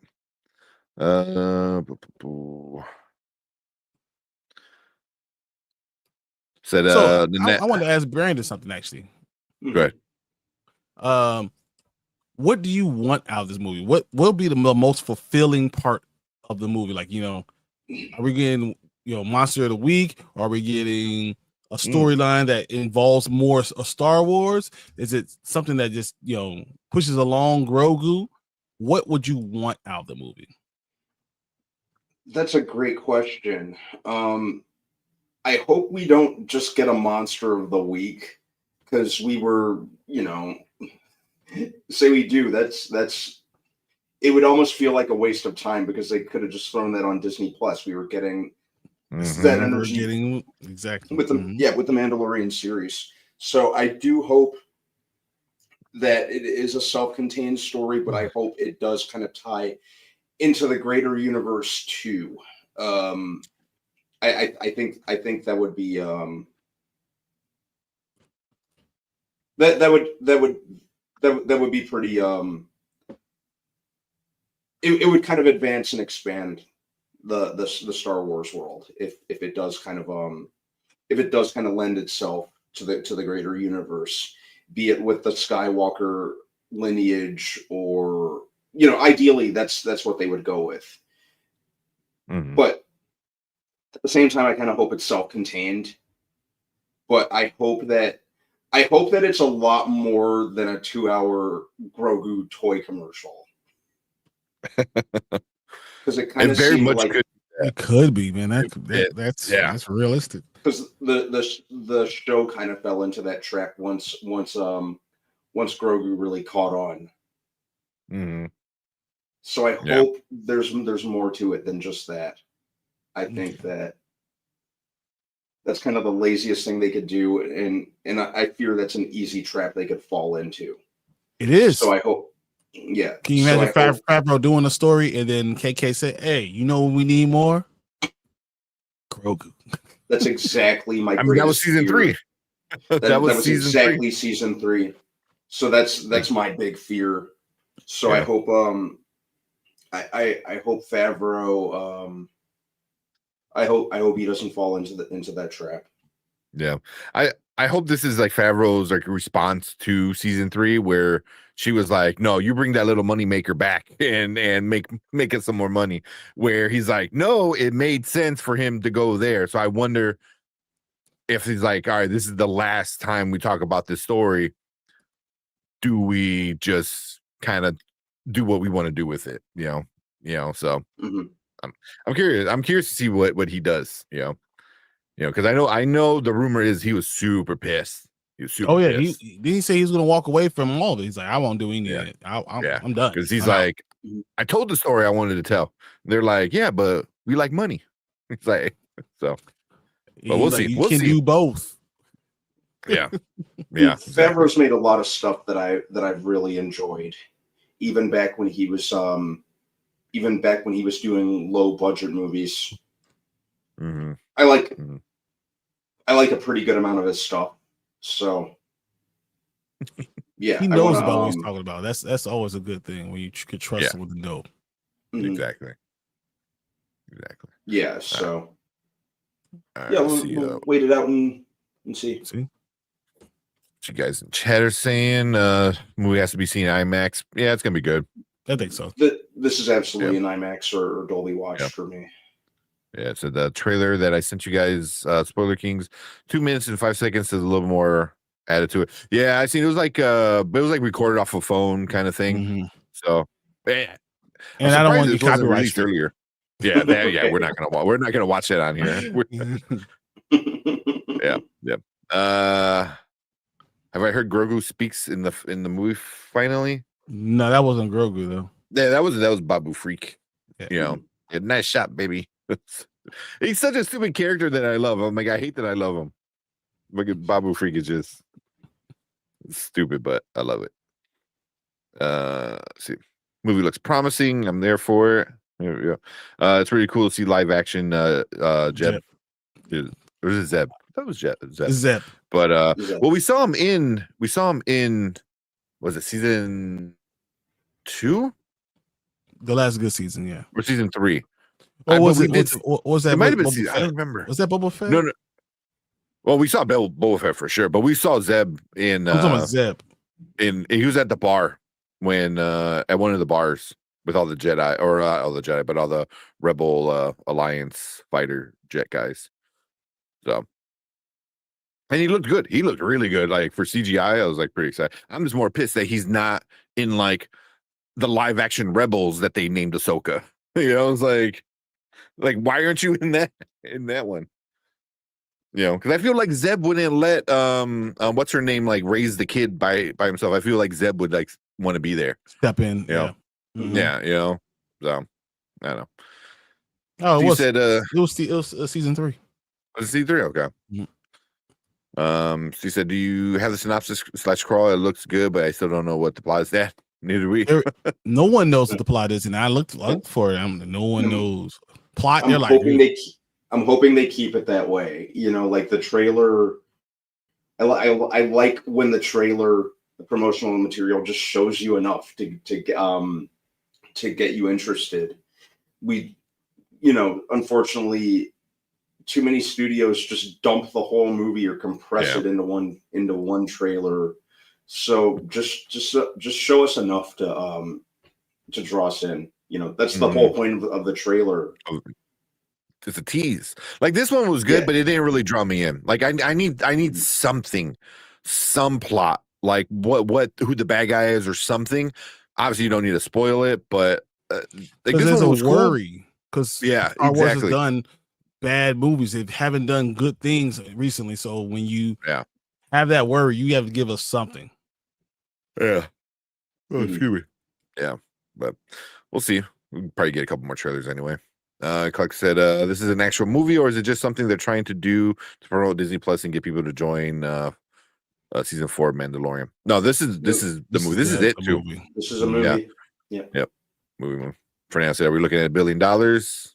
I mean, Star Wars making $1 billion is not hard. Yeah. I mean, as much as we say how bad all this stuff was, Star Wars making $1 billion just happens. Mm-hmm. But the world is different, so I can't say for sure. I mean, is it going to be out in there longer than 30 days? Yeah, right. So I look, I'm like, okay, because Solo, people didn't like it. I'm not even gonna bother looking that up because I don't think it made anywhere near $1 billion. So I'm like, Rogue One, how much did Rogue One? Rogue One made $1 billion. It made over $1 billion. Last Jedi. 1.06. Last Jedi. Well, I'm thinking spin-offs. Spin-offs because the main ones are always gonna make $1 billion, like without question. But like spin-offs, I was like, do people care enough about a side story? You know. Yeah, but Mandalorian, I feel like it feels like it's because it's not like come out of nowhere. It feels like it's a main story, like a mainline. People like it. People like Grogu. People like Pedro. Obviously, people like the Mandalorian, Din Djarin himself. So I could see it making $1 billion. Yeah, because it has international appeal too, and that's why. Yep. He didn't put a lot of upper body weight to play Carrie Von Erich. Yeah, or he did put on. Yeah, but I doubt that was actually him in the suit voicing him. Star Wars is the one thing that always does a lot of practical effects, and I love that about They do. Yeah. Dude, even Rise of the Skywalker made $1 billion. Yeah, all of them. That's crazy. I thought Rise of the Skywalker didn't deserve to make any money. Yeah, the Solo made a little bit under 400, 392. Actually, I didn't see Solo for like 2 years later. It's not a horrible movie, but it's not a great movie either.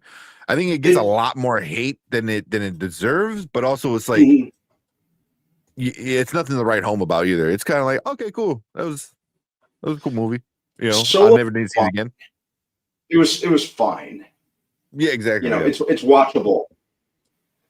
I turned away from it 3 times. That's why, and I think that's probably why. I'm watching it. I'm like, okay, and I just turn away. Solo trash. I don't think Solo's trash. They tried setting up stuff, prequels, like cool prequel stuff, and they're kind of swinging big with Darth Maul, and his syndicate crime kind of thing going. And I saw where they were going with it. It was just there's a lot of other issues with the movie too. I didn't like what they did with Lando. I didn't like a lot of parts of it. It caused me to stop watching it. I like what they did with Lando. Yeah, I thought what they did with Lando was fine. Like I thought Alden Ehrenreich, however you say his name, I thought he was I thought the movie was serviceable. Yeah. My favorite new Star Wars. Yeah, my favorite. A stupid thing, but yeah, I think the best movie that Star Wars has put out in recent years, for me, is still Rogue One. I absolutely love Rogue One. No, that's the best. But that's what I'm saying. You balance it out. Was Lando pansexual? Yes, he was. It was a big storyline. It was a big part of the movie, and that's why I was like, "This is." And then he even said it too. So this is weird. Did he? I don't remember. I mean, I only seen it like twice, but I don't remember. Or is that a thing people brought up afterward? So what was the writer talked about as pansexual because the sexuality is he says he's attracted to people regardless of gender or gender identity or species. Yeah. While this was not explicitly shown in the film, the writer said it. That's like fucking what's her name saying like, fluidity of it. But it was the fluidity of his sexuality. But it's not explicitly shown in the film. It's the writer, going back and saying something. It's the same thing with J.K. Rowling. Like, what's his name? He's gay. I was like, what? Like, but that was also like 5-6 years later. It's different. You know, And when Yeah, it they're always saying feels right like an after they're doing afterthought. it, you know. but it doesn't even happen in the damn Fantastic Beast movie. So it's like you saying it and then it never is shown on screen. It's just you saying it. It don't mean shit. You know? So that's why I was like, I didn't see it on film. So What he the says, writer can say whatever they want to say. So I don't know about you, but I don't have sex with blobs. Okay. He doesn't say this. He says, as a pansexual about the gender, I could be attracted, but not necessarily anything. I'm guessing that it's trying to figure out what I think. I don't think that's what he does. He does talk about him being attracted to different things. Speaking of species. Yeah, I think that's what it was. So is Speaking Peter of Quill species. pansexual then? Because he has sex with aliens? Like what? No, like if it's not in the movie, the writer can say whatever they want to say. If it's not in the came movie, out before the movie came out. Yeah, but it's not in the movie. Yeah, so I'm saying, but this whole talk started before the movie came out, and that's kind of what it started the whole thing. I think it's queer baiting. That's all it is. But yeah. But I mean, that's not the problem. I don't think Lando was the problem. There was stupid stuff like you said, like how he got his last name. That was stupid. Like you could have gone with really cool things with him getting his last name, and you're like, oh, because I'm by myself. Oh, so that come on, that's stupid. Like yeah, that was lame. There are stupid things like him being part of this group. I thought, what's his name? His like mentor. I can't think of the actor from Cheers.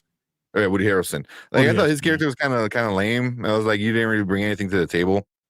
I think their relationship, like there's issues I had with it. I just don't think it was like the worst thing ever.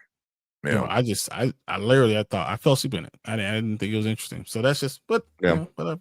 Yeah, I mean, I can see it was boring because like nothing really happens until the last like 20 minutes. So the last 20 minutes is when you get into cool stuff with like, oh, who Emilia Clarke's character really works for and this and that. Like that's when you get into the cool stuff. But majority of the film is just like chase scenes. Yeah. So the Kessel Run was pretty cool. Yeah. Mm-hmm. So where we at? Sigourney Weaver was an Alien franchise, Avatar franchise, Ghostbusters franchise, not Star Wars. She's a good actress. Yeah. Interesting. It took them this long to finally get her in the Star Wars franchise. Yeah. Right. So he crushed it with Iron Man. Why not Star Wars? That's Favreau. Oh, Favreau. Yeah. I was like, ooh, yeah. I'd much rather have Starfighter first instead of Mandalorian and Grogu movie. I'm pretty sure most of the people in the world don't agree. Yeah, I don't know. The Starfighter, I see more. Like seeing pictures of Ryan Gosling, cool, but I need some substance. I need something cool to really get hyped about it. Mandalorian has been known that has shown that he has stuff about him. People love it. The stories have been good. He's the best part of Boba Fett. Like, I would want to be behind that more. Yeah. I mean, Starfighter could be good, but right now, it's just pictures having of all Ryan this Gosling. negativity. Can you imagine them going with that before? I think you need something to cleanse the palate and give you more Star Wars feeling things before you try to do something else outside the box. Yeah, like you said, people like Mandalorian. Like the show, at least 2 out of the 3 seasons, people loved. So yeah, I would go with the safer thing first. Especially with Disney right now. I trust Favreau more. Yeah, who's doing Starfighter? Was that Sean Levy, right? Sean Levy. Mm-hmm. Which is not bad. I mean, another director I like. Yeah. When I'm talking Star Wars, because you talk about Star Wars, you talk about lore, and then you want a director that actually understands Star Wars lore, that it's actually showing you a track record, especially before you jump into another director who's, if they don't understand it, can really screw up stuff. And those things worry me always. And we've already seen Star Wars has tried doing different things, and guess what? It's failed miserably multiple times. So give me someone who I could trust, that Favreau, who could work with someone who actually understands what's going on in Star Wars, and we've seen it. I'd rather have that, and he's done a great job in other big budget movies. Yeah. Mm-hmm. And also, like, what's his name? George Lucas is like on set for The Mandalorian, especially season 1, season 2, like a lot. Mm-hmm. So I mean, it's like, like, how do you not have George Lucas and kind of pick his brain, as you're making a Star Wars like kind of story? You're like, hey, how would this look? What would you do here? Like, for sure you would do something like that. Does that make sense in this character and actually care about the answer? Yeah. Especially with something like Grogu, who's like a Yoda, is like, hey, we've never seen any other besides, Yaddle, and we don't know anything about her either. So, there's a 50% chance Grogu talks normal or talks like Yoda. So we'll see what happens. I love this from Danny. Danny said, Earth to Chicago. We most certainly do want a Space Samurai movie, Sith versus Jedi. Sith what are you versus Jedi. drinking? I'm drinking it. Space Ninja. Yes. Come on, bro. I think none of that's wrong. That's why I think I want Force, and I want lightsaber battles and all that stuff. I do, but having a plot could really help out Star Wars. If you can mesh what Rogue One does with what any of the first three, you can mesh those together. The Empire Strikes Back with Rogue One could be the greatest movie you ever seen, ever told. You know what I'm saying? Like that. That's what that's what you should be aiming for, with a great plot with all the Force in the Star Wars, all the lightsabers and all that fighting too. So that would be great. And then you can do the individual fight with people that are really good at lightsaber battles now. That would be incredible too. Yeah. That's what we need to get back to, is like good lightsaber battles, like prequels. The prequels, that is the best thing about the prequels, is the lightsaber battles are the best. And it makes sense because obviously there's so many, they train in it, blah, blah, blah. It would make sense why Luke was, like, at least what we've seen on screen, not the best, because like a 900-year-old dying, puppet, was teaching him how to use a lightsaber, so I want to see him like how we saw him in Mandalorian, like a badass with a lightsaber again, but instead we got fucking Rey and Kylo just smacking sticks. Oh, the choreography was so trash. It was so trash. It's funny after seeing Revenge of the Sith and then seeing that battle of Revenge of the Sith and then going back and seeing any of the sequels. The Last Jedi fight with them fighting the red dudes was, I don't think it was good choreography. But then you look at what Luke did in season 2 of The Mandalorian. That's the lightsaber stuff I want to see. Him being a badass, just ripping these like undestroyable, robots, just tearing them apart. I don't know. I agree. Yeah. As Anzo said, there's a line in the movie that hints to it. I gotta watch it. I gotta watch it again. You might be right. So yeah. More than anything, I'm looking at 11:36 and we haven't done nothing. I know. We're gonna get going. All right, we'll talk Gen V. Yeah. Oh no, we can do the Doomsday costumes with X-Men. We can do Spring State. I mean, something. We just gotta keep moving. Yeah. So I'll leave it to you. We can save them. Let's talk Gen V so we can not get too far behind on Gen V. Right. Yeah. Bring that down. Oh shit, where we at? Hide the comments real quick. All right, let's go. All right, what is up? Welcome to Spoiler Kings. We're gonna talk about Gen V season 2. It kind of picks up a little bit after season 1.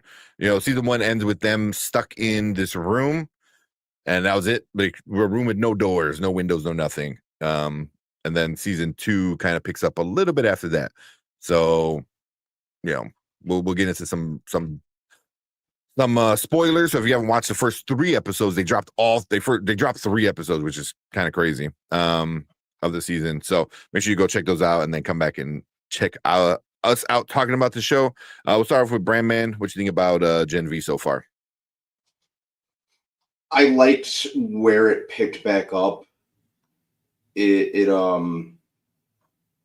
I think they started at a good point where it still maintains your interest. I liked that. I liked where they went with the character of Marie. I liked where they went with the character of Kate. Really, I like where they went with a lot of the characters. I like that how they're handling, the passing of Chance Perdomo. It feels a lot more. You know what? I'm not even going to go down that route. But it's handled with respect, and I knew what you were going to say. It works. Yeah, it works in the context of the story, and I like how they're involving the more. They're involving Sean Patrick Thomas's character in a way that makes sense. The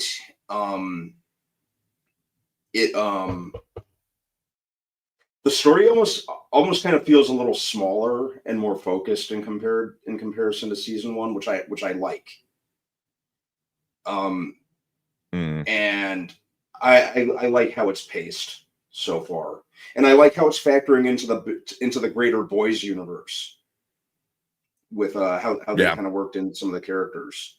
It really seems like it's going to advance the story in terms of the final season of The Boys, as we near closer to that. So I like where they're going so far. It has me interested in definitely waiting for the next episode.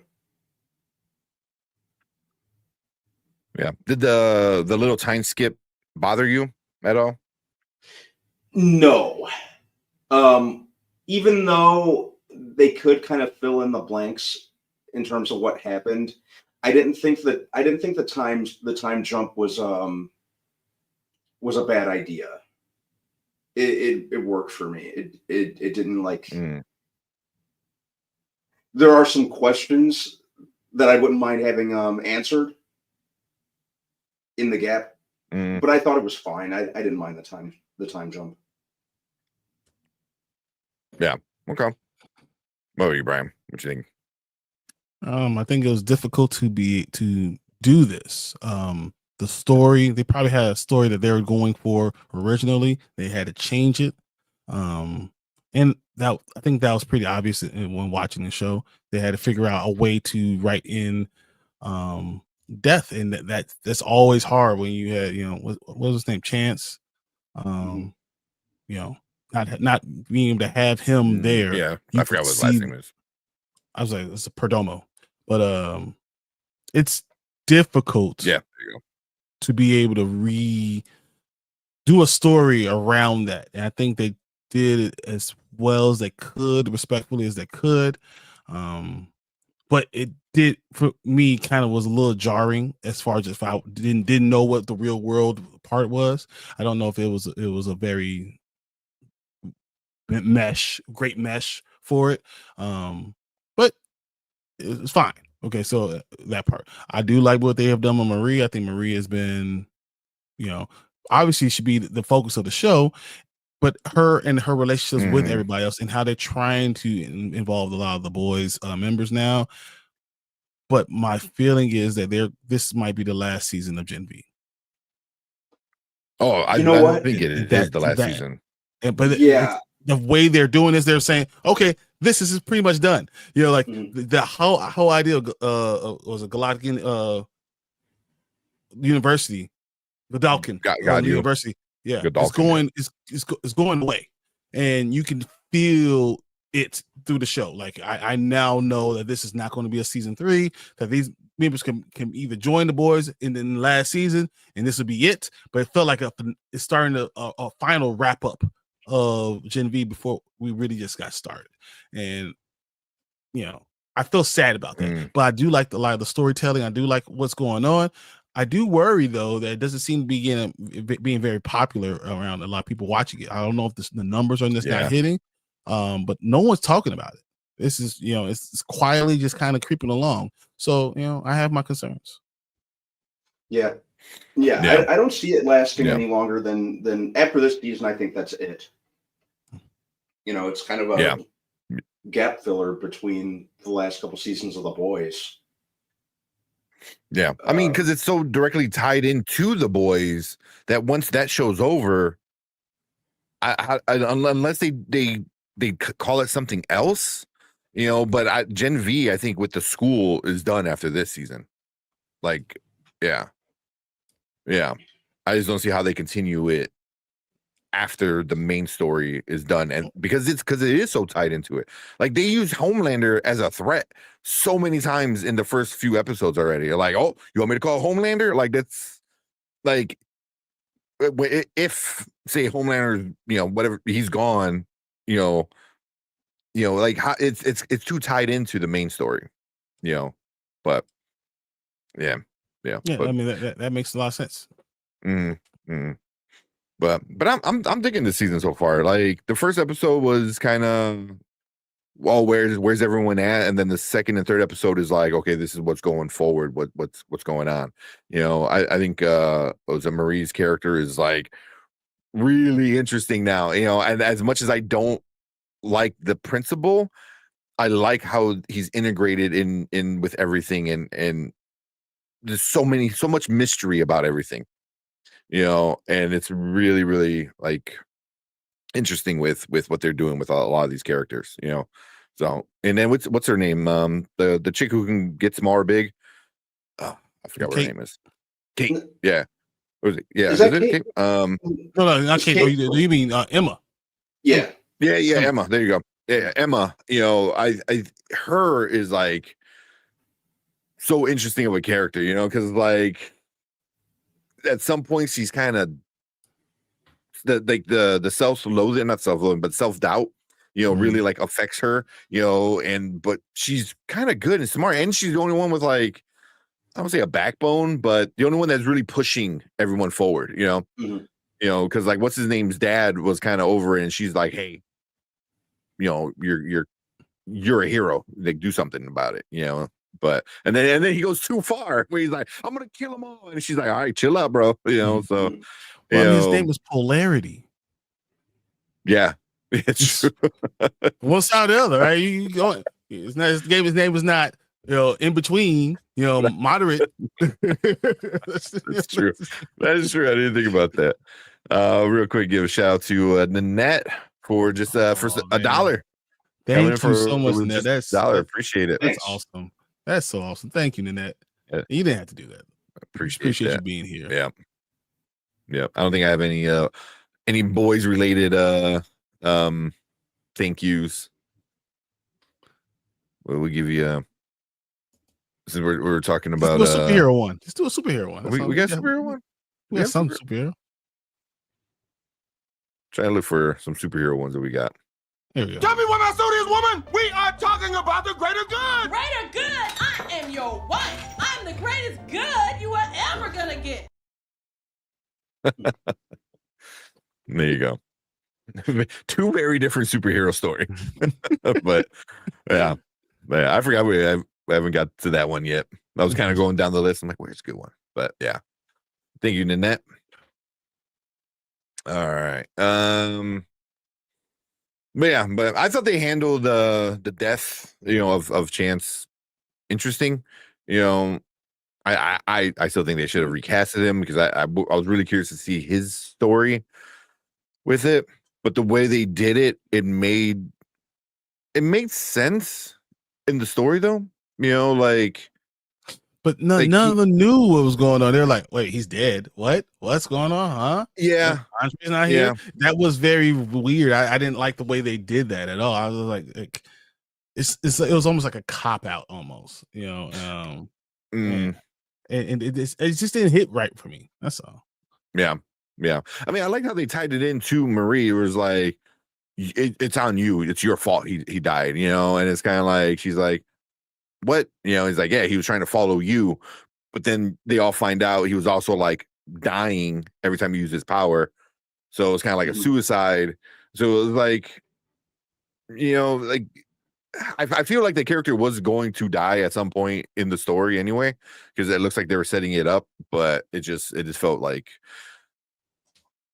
happening in between an episode or season, and then they just periodically throughout the first 2 or 3 episodes, they kind of reference back to it, but I just feel like his dad they had to shoehorn his dad in to what his story was going to be, more or less, but yeah, which it is. I mean, but you had to do that way. So I understand. I understand where you're going from, coming from, but I didn't think they did a great job at it. Yeah. So that was my biggest thing, because even it doesn't make sense to blame Marie at all. He was trying to follow you, like so everyone else, any other superhero who ever tries to do something like that is trying to follow me, not any other people that we watch on The Boys or any of this stuff like at all. Like it's me, right? Even though we talk about Homeland all the time, but they don't talk about any other whatever. I think that was kind of silly. So but they're in a tough situation. I don't think you can recast a character if you're only going to have one season. Yeah. I think if he was going to survive, I think they would have recasted him. That was my thing. Is like that's the smart thing to season. do. Yeah, exactly. For long term, but I think they were going to kill him this season because they set it up so much last season. Or like, if you use your powers, you're going to die. Don't use your powers, you're going to die. Your dad's dying. Is like, so they were definitely setting it up. It just, like you said, why recast somebody? All right, cool. You're in 4 episodes and then you die. So I was like, thanks. Yeah. But I mean, they kind of moved past it by the 3rd episode. I think everyone's come to terms to the death, and they're dealing with other things, But what they did with Kat, like, man, that girl is just losing limbs and body parts. Don't worry about right? Jesus. She'll be all right. Yeah. She's not dead. Is she a bad guy though? Like, do you guys consider her like a villain, or is she just like stuck in a really bad spot? She still does evil things. I think she's caught between a rock and a hard place. Yeah, but she still does evil stuff regardless. Like, it's not just like they're making her. She still, they don't ask her to cover up stuff. What she did to Sam, like calm him down. What's the other one? She does things to cover up without them asking her to do it. She just does it because she's part of it. Yeah. So it's not like they're saying they're manipulating her into doing bad things. She's just doing bad things, man. So villain is hard to say, but as a good person or someone who's just being manipulated, no, she's not a good person. Yeah. I don't know. I just feel like, I don't know. Like Brandman says, she's stuck between a hard and or a rock and a hard place, because now she has like no friends. She has like 0 friends now, because now Sam is just like going full crazy again. Seeing puppets and talking sandwiches and talking trash cans again. So stuff that she kind of put in motion. I mean, I remember what happened in the last season. She's not a good person. Like, yeah, no. So like, I don't feel like Rock and a Hard Place. You took advantage of everything. So if you could, we're gonna talk about him. If you're gonna take advantage of stuff, doesn't mean you get what you get. Yeah. I mean, she's getting it. Because I'm like, the question: would you guys have helped her?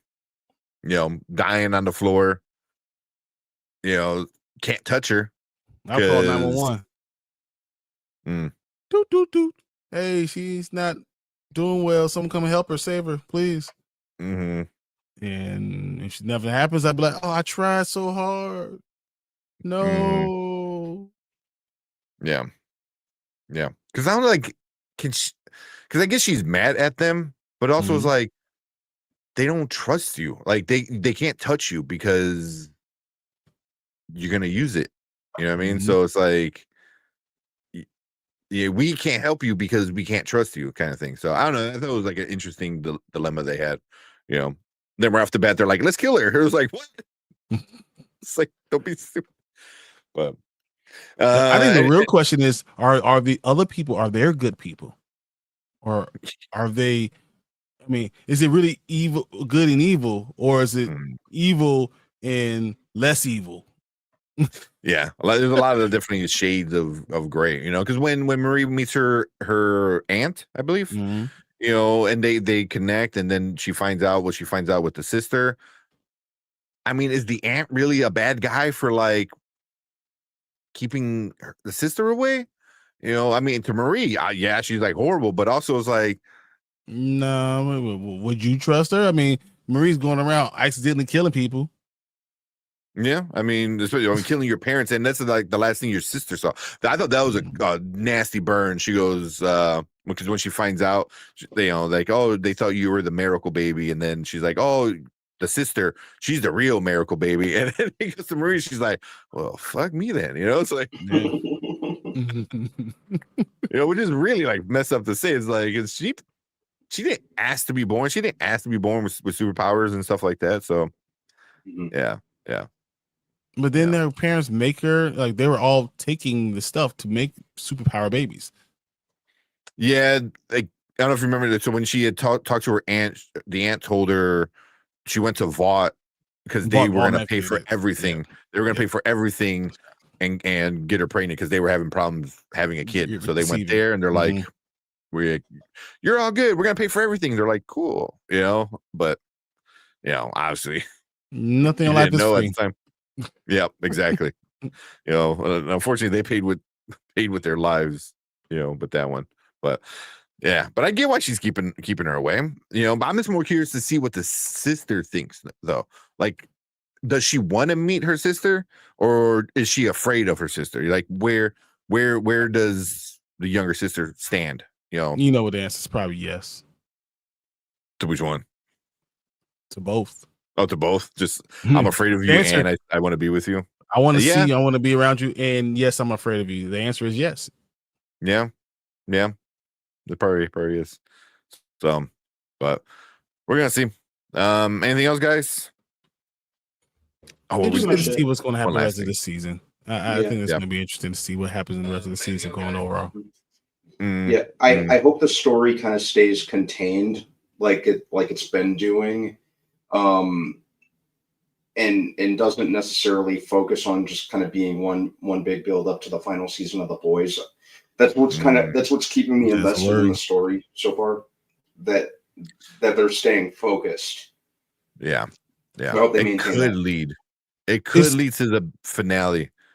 It is, right? But I think they're the solution, because right now for The Boys, they don't have a solution. They're going to find the solution, and they're going to be the main thing going on for Boys. But it's going to be all about Gen V, but they're going to find a solution for what they have, the problems they have right now. Mm-hmm. I mean, Butcher has a solution. It's not a good solution.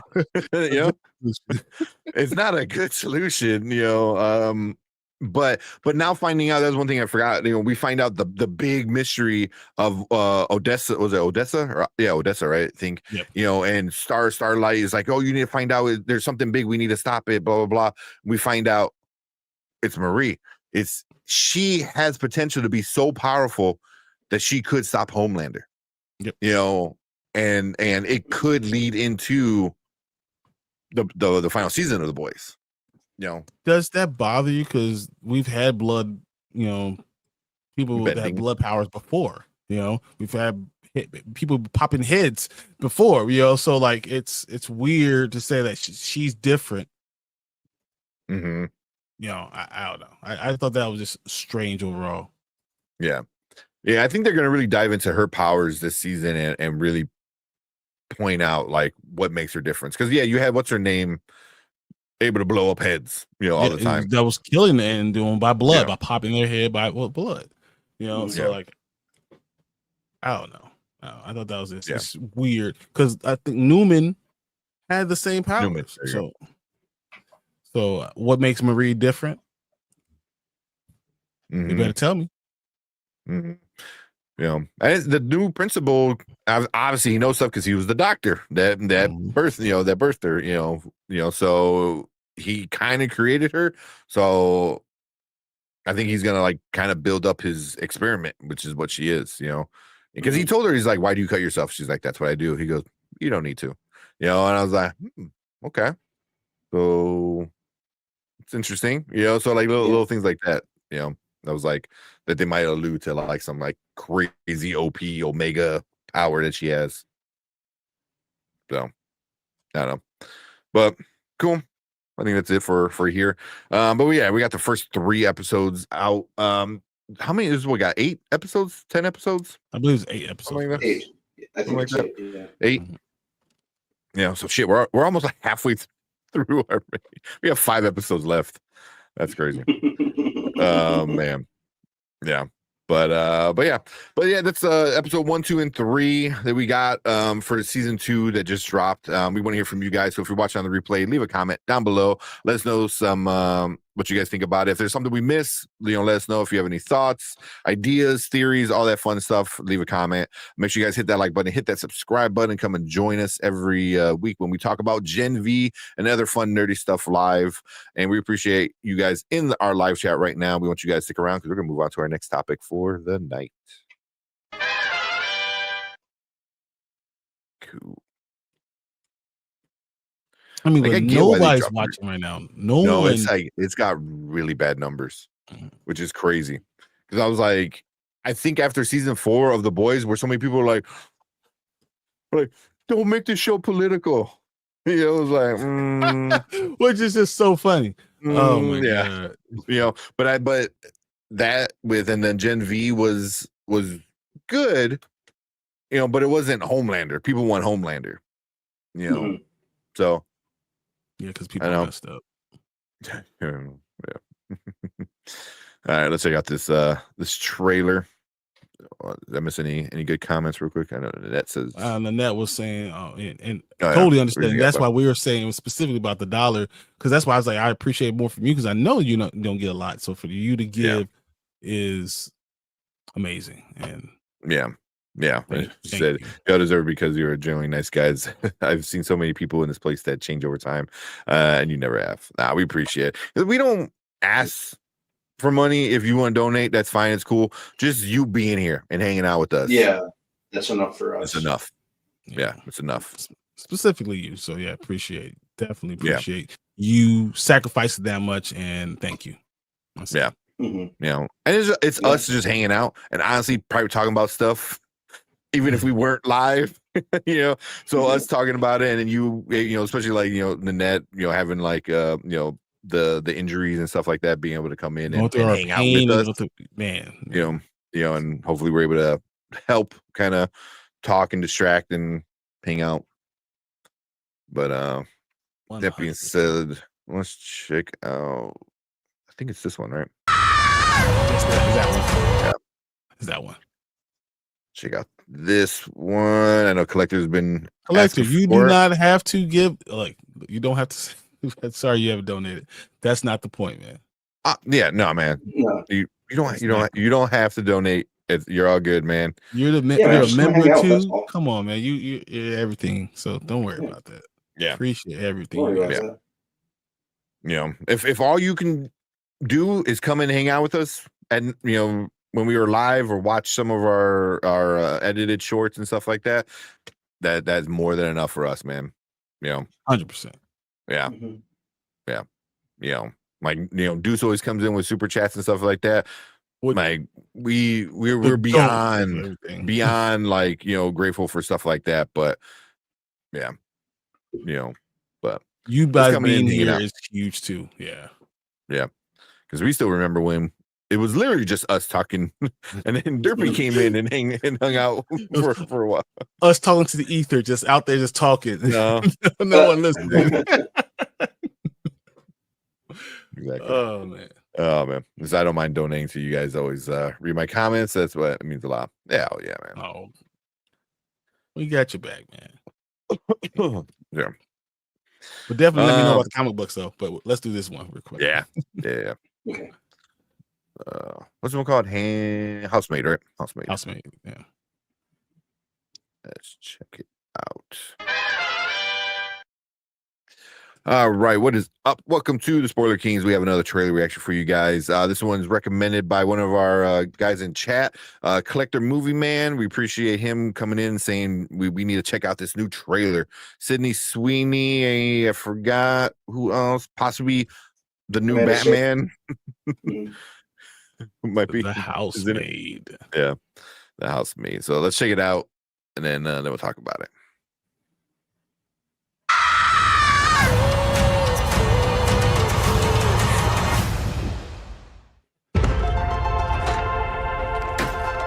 Hi, Millie. Hi, Mrs. Winchester. Lionsgate, please and call then me the gate Nina. opened. Come on Yeah. in. So, why do you want this job? I just really enjoy being a housemaid. For the right families, of course. You know this is a live-in position, right? Ta-da! This is your room. What do you think? It's perfect. Okay, good. I have good judgment. So, would you like the grand tour? I know I have good taste. See what you're getting yourself into? The job is mostly cleaning, organizing, some light cooking. Everyone makes mistakes. Hello. Millie's gonna be living with us. She's gonna live with us. Andrew, I told you that. She'd be part of the family. Like the little Wait, girl. why are you gonna I creep want up you to like feel that? safe here. I do. Theodore. You're a lifesaver. I don't know what I'd do without you. Millie. Whatever devil's inside you, whatever devil's inside you. Don't let him out tonight. I need this job. I can't lose it. I do not want to go back.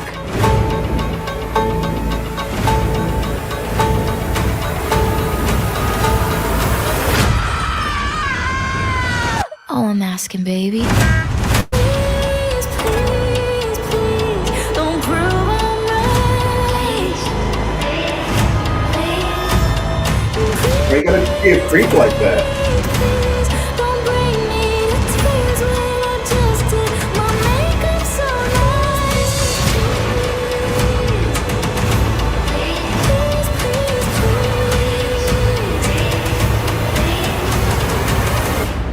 I have a really good You eat a feeling about sandwich? this, Millie. Me too. Okay, I'll be in touch.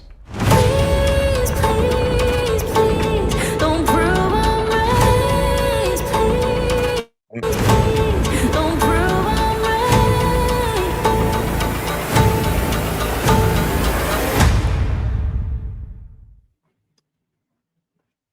Yeah. Okay. What do you guys think? Looks very big budget Lifetime movie.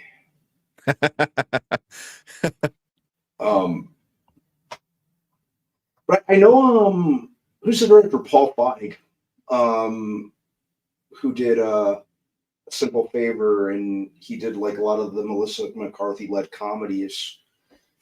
Mm. But I like Amanda Seyfried.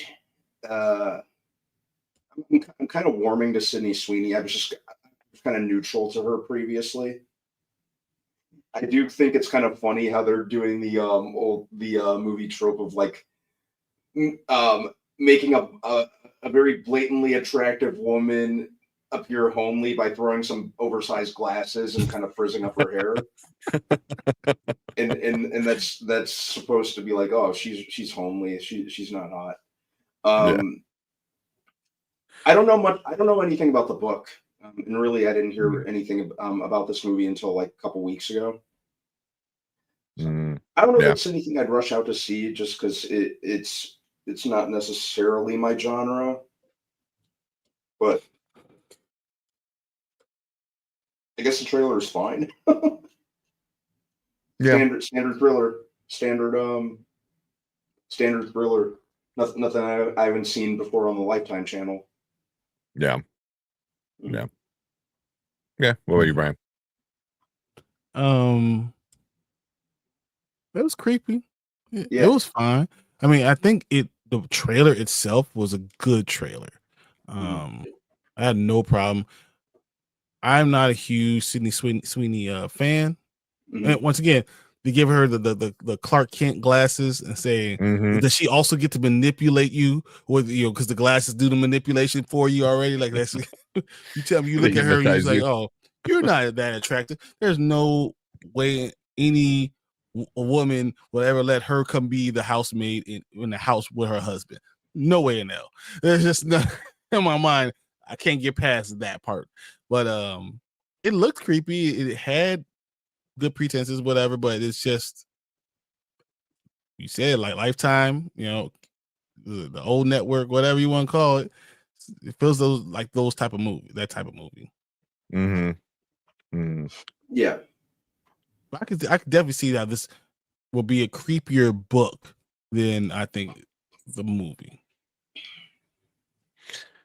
Yeah, because I had to look up the Frida McFadden is the writer of the book. I'm like, all right, what else has she done?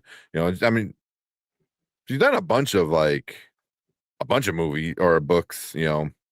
Best-selling author. Didn't so Amanda Seyfried look very, very like scary? Like she was she was the best part of the trailer. She had that freaky. Yeah. I smile like definitely the best part of the trailer. Yeah. I mean the one thing for me is like, oh Mm-hmm. yeah, she's awesome. But it's like, wait, who's the bad guy? Is it Amanda Seyfried or is it Sydney Sweeney? Because like they make it seem like both of them are kind of not good. So I'm kind of curious to see like what's really happening with that one. I'm kind of curious to see possibly, but that's what I was gonna say. I'm kind of curious to see was it Brandon Skellner who could be the next Batman. So I think a lot of people will be watching him specifically, when their wives or girlfriends inevitably take him to this movie. He's like, all right, we'll make sure he's gonna be a good Batman. I'm sure they're watching that and one other thing. So yeah, two other things. Two, right? But yeah, it was a good psychological kind of thriller kind of thing. But very, very the way the trailer was paced, it made it seem like it was like a Lifetime movie. I guess I felt like I've seen it before. What was what's the one with Alicia Silverstone when she's like The Crush, like the babysitter, The Crush. I was like, is it something like that? Like what exactly is it? The one scene that always tickles me from The Crush is when Carrie Elwes punches Alicia Silverstone and sends her flying literally 30 feet across the room. Got that Superman strength. Exactly. Yeah. Well, yeah. That guy was in 1923. Yeah. That's like the big role he was in right now. So, but yeah. Not a bad trailer. Not a bad trailer. I think it's gonna do pretty good. Like Collector said in our chat, it comes out the same day as Avatar 3, so you might just shot yourself in the foot with that, but I think it's gonna do okay. It's definitely like I don't want to say chick flick, but it's kind of that's like the vibes it gives. Where like, all right, cool. I'll go see Avatar, but next week we're going to see Housemaid. You're like, fine. I feel like it's going to be something like that. So we'll see. We'll see how it goes. But yeah, we appreciate everyone coming in, hanging out, checking us out on this trailer reaction for the Housemaid. So if you're watching a replay, leave a comment. Let us know what you guys think. Make sure you hit that like button, hit that subscribe button, come and join us when we talk about other trailer reactions, movie reviews, and other fun, nerdy stuff. But I appreciate everyone in our live chat. We want you guys to stick around because we're going to move on to our next topic for the night. All right. And down.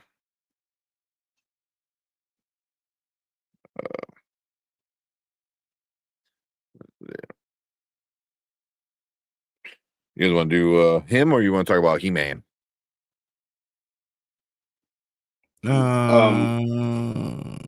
Good with either or.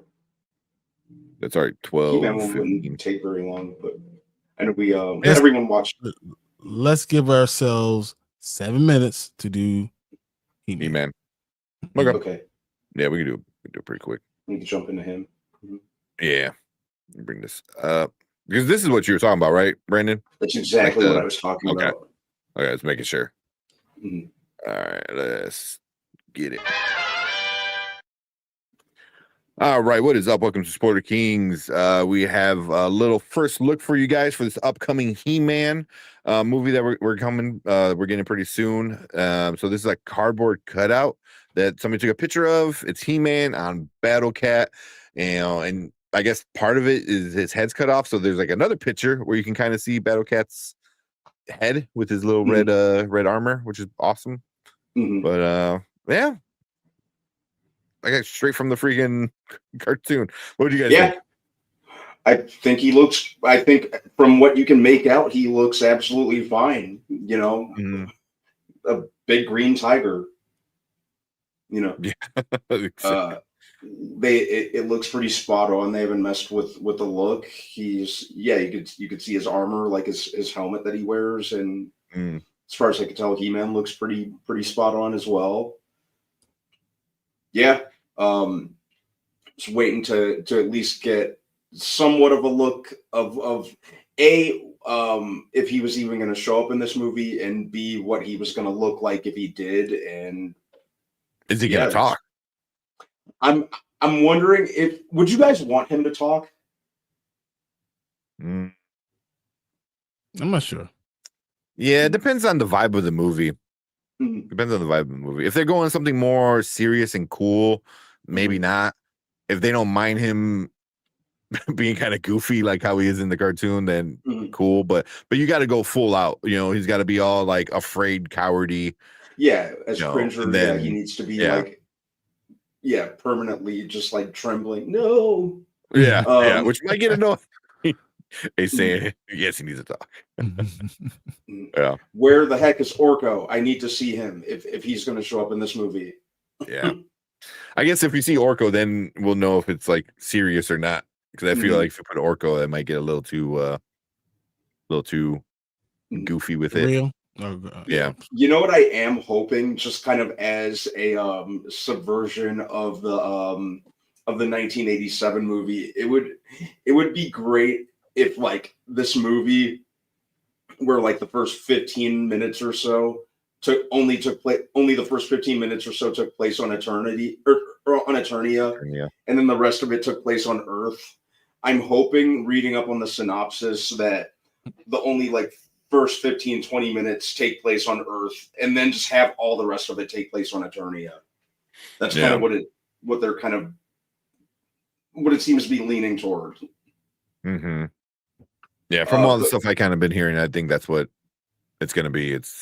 They're going to go get him like, hey, you're going to save our world. He's like, who are you? Like, we'll tell you. And then they go on their adventure and save Eternia. Yeah. But yeah. I think Battle Cat, from what I can tell, he looks absolutely fine. It's a big ass cat that you can ride. That's all I was asking for. Okay. What are you, Brian? Were you big into He-Man, Brian? Or no? Yeah, I'm more of in the comic books than anything, and I've watched the TV show. But more than anything, for me, I feel like this is not enough for me to even talk about. That's, no, like, you know, literally, I'm literally grasping at crumbs right now, and I don't even want to talk about it until I know what the hell I'm talking about. I can say this looks terrible, and then it looked the greatest thing ever. I can say this looks like the greatest thing ever, and I look at it and it looks terrible. I don't know enough from a cardboard cutout. I need to know more. I mean, the first look at it, you definitely want to address it, but I don't know. I can't tell you how it's going to be, if it's going to feel the right setting or right feeling to each character. I don't know enough. So this is not enough information for me to make an educated decision about anything. So I'm just saying, I feel exactly like I did before I saw this. Maybe. I think I'm a little more interested, you know, because I'm like, I didn't even know I wasn't even sure if they were going to do Battle Cat, you know, because the way they made it seem like it was going to be a lot on Earth and stuff like that. If they're doing Battle Cat, it's not on Earth. Like, there's no way. This could be the end of the movie. It could be. Don't know anything else. Like, it literally could be the end of the movie is he's on Battle Cat, right? and then that could way, be like and that you don't have to finale. say nothing about it. Mhm. You know. So that's Mm. so I just don't. If I saw a teaser trailer, maybe I could answer more. But right now, I have no idea. Yeah. But I feel like they're gonna. It's He-Man. They're gonna. Like they gave him the look. You know, I feel like sitting on the tiger. He looks like He-Man. So He looks like He-Man. I like the look. His look. Me too. I'm curious to see how that actor does, and I'm happy they went with a lesser known. I agree. Yeah, I think it just kind of brings less baggage, and I know it's a movie they've been trying to make for a while. They were trying to make this movie since the mid 2000s. At one point, John Woo was going to direct it. I know that. Yeah, they've gone through like a list of actors to play He-Man. There's been actors that they've hired and then have dropped out due to be it the pandemic. Actors just kind of lost interest, I think. So them kind of getting this off the ground, and the talent involved as well, and the director who I really like, Travis Knight. There's enough for me to go on that this movie should be a lot of fun, and hopefully it catches on. Hopefully it's solid, and hopefully it catches on and makes enough money to where they make sequels. And I'd watch an extended universe. I'd watch a She-Ra movie. That makes Sweeney. Perfect sense. She-Ra. I think this could make a lot of sense, but I don't know enough about the feel or any of that stuff right now. So I'm just gonna kind of. I think as we get more. Oh, I'm sorry talking. No, you're fine. You're fine. No, I think the more reveals we get will kind of sell me more. I'm thinking trailer 1 probably won't show up for a couple months until we get Avatar, or perhaps we might even have to wait Avatar. Yeah, or Super Bowl. So is this Universal or Warner Brothers that's doing this? This is MGM and MGM and Amazon Studios. I think Sony too, right? Sony's a release. I think Sony's involved. I think you're right. Yeah. You know what would be great though? I can't remember if I said this last time this topic talked, but if the movie starts with the MGM logo and rather the tiger instead of the MGM tiger, it should be Battle Cat. I think Cringer how they doing it. Yeah, that'd be funny. Funny. I mean, they've done that stuff like before, So yeah. But I mean, it's cool, like seeing being a He-Man fan and seeing like this. I'm like, okay, they got the vibe. I'm like, all right, like they're going for traditional looking He-Man with Battle Cat and stuff, and I'm like, okay, so far so good. Yeah. I kind of want to see the trailer already. I mean, because they have, like you said, they have. If it comes out in June, that means the trailer should be during Avatar. Yeah, right at the end of the year. Avatar. That's what it should be. That's definitely what I'm speculating. I think that would be that would be the ideal time. Yeah, Avatar should be huge. Is it Odyssey coming out in like 2 years and we already got a trailer for it? Yeah. Yeah. But I guess the little bit we do know about is the film will explore a new origin for the character where Prince Adam, who is separated from his power sword after crashing at Earth at the age of 10, reunites with it and is sent back home to Eternia to save the world. Well, probably the galaxy, right? Isn't that the whole thing? But you have to save the galaxy. Yeah. The universe. I'm okay with a little of it taking place on Earth, just because probably 50-50. Yeah, Adam's mom was from Earth, and a lot of the He-Man lore. Just as long as you don't, as long as it's not too long on Earth, because that's the problem I had with the 1980s. Yeah, 50-50 is kind of a lot. No, it's probably 30. I'll be cool with that. I don't think it's going to be that either. I think it's probably be more the first act Earth, The second act, space. The third, it goes that way. Yeah, because I don't think they even go to space. I think he just like teleports. Yeah, teleports instantly there. And then he has to relearn that world. They have his final battle. Sword and the battle axe. Like, remember at the beginning of the year, remember at the beginning of the year they had those set pictures of Adam on Earth. With Tila, it looked like they were in an Earth setting with him with the sword and him getting arrested. And then like him and Tila running from something. So I think he's probably gonna find the sword, or and then like Tila comes to get him. And then they end up on Eternia. You don't think they go looking for the sword? They find the sword, and they have to run from whatever. That very well could be the case. Which is in the third of the movie. Yeah, definitely the first act. Yeah, so like that's what it's going to be. At least a third. It might be more. Yeah, if it goes past the first act, I might be a little annoyed. Because you want to see he doing the cool shit on Eternia. Like I don't on Eternia. I don't want to see Skeletor on Earth. I want to see He-Man, over there.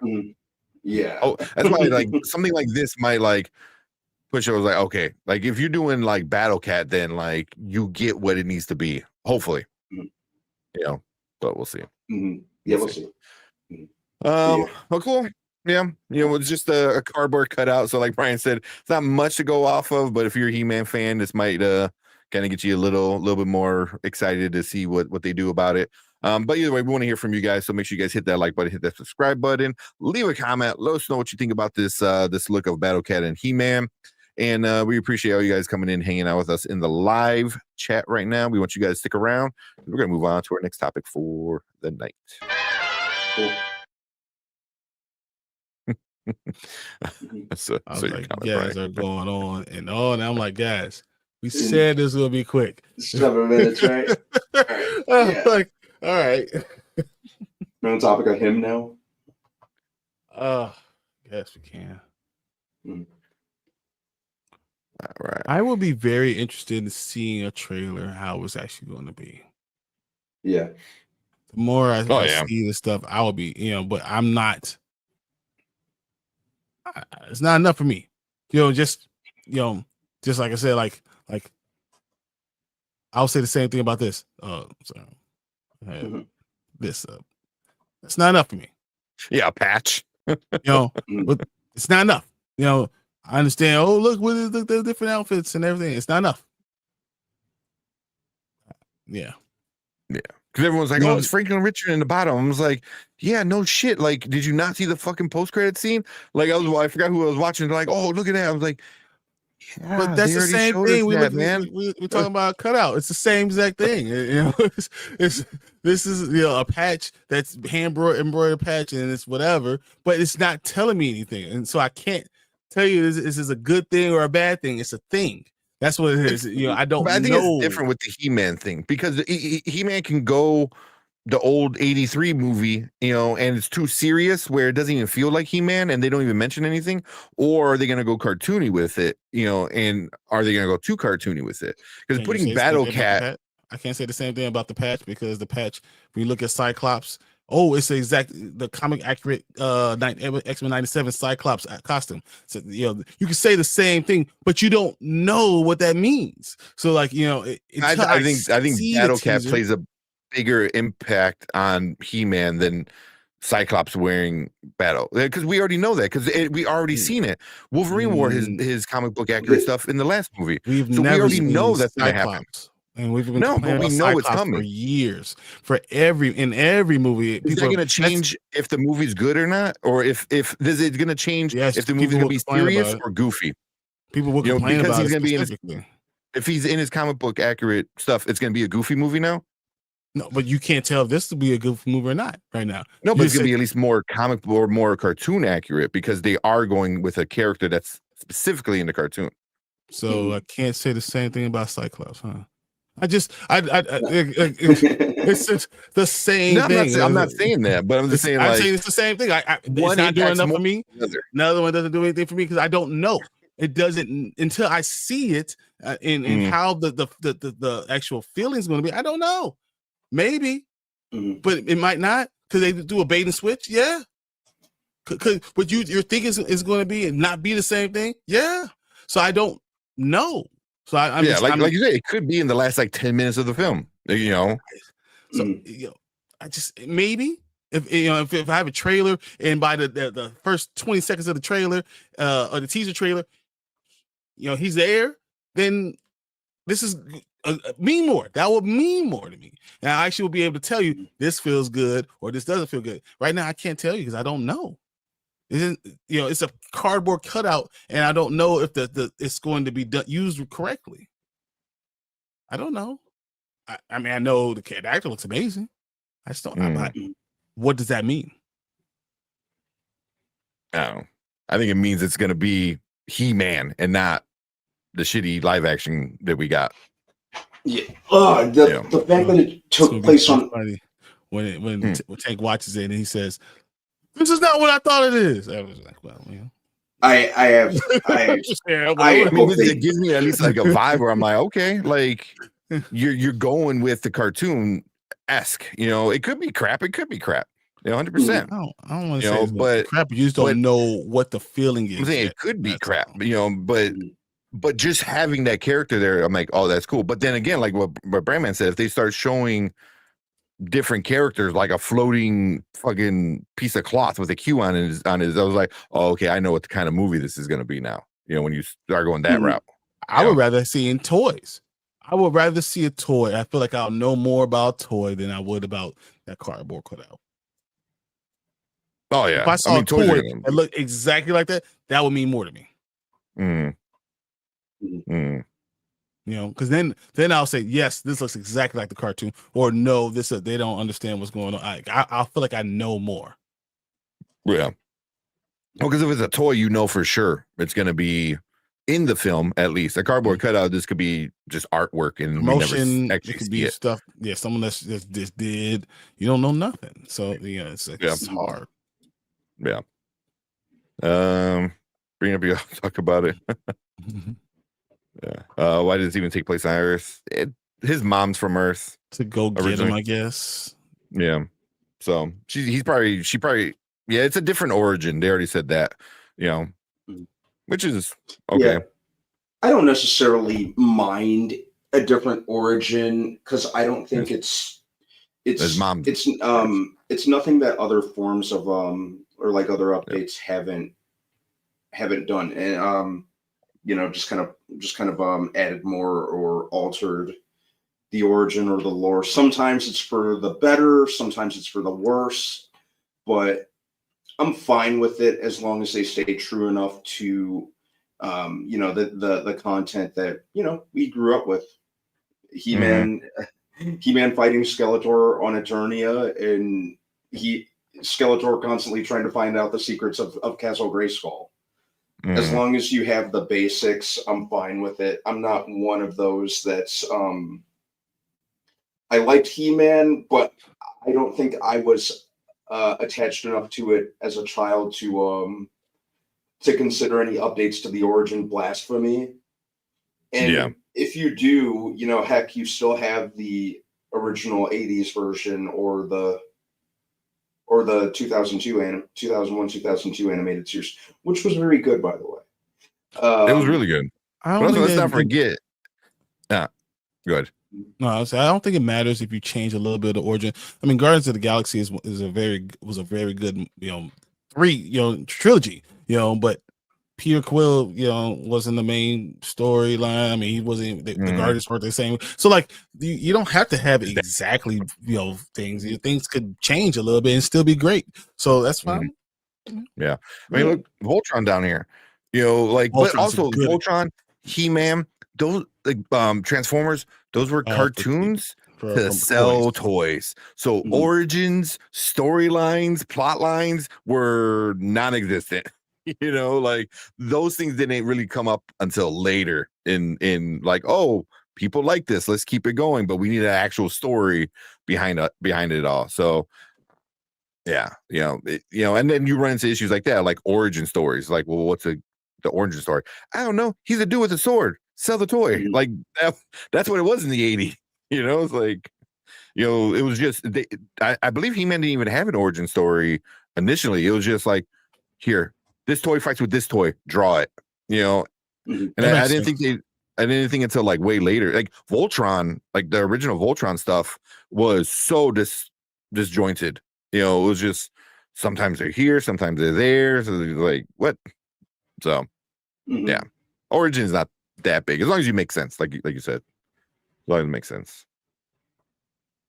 And said we got to remember the fallout from Transformers, the 1986, and then lesson toy companies learned from as a result. Exactly, that was a big thing for a lot of them. It was like you're messing with our beloved characters.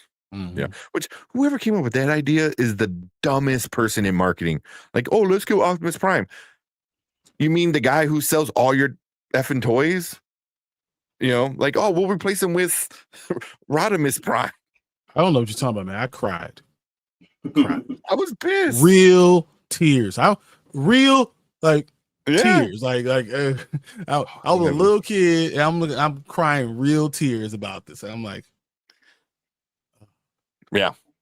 I remember in high school I was watching it and still being mad. Still mad. Yeah, still mad. I'm still mad about it.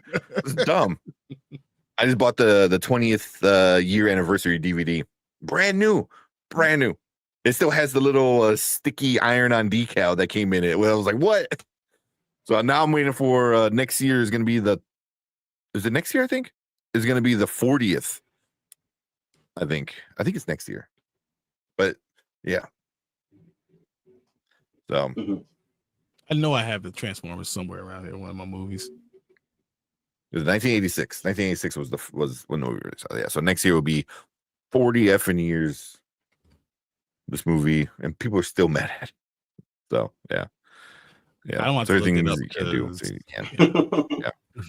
Yeah. I mean, that's why the old He-Man movie didn't do too well. It was like, yeah, he looked like He-Man, but nothing else was really He-Man. They spent most of the movie on Earth. It was generic 80s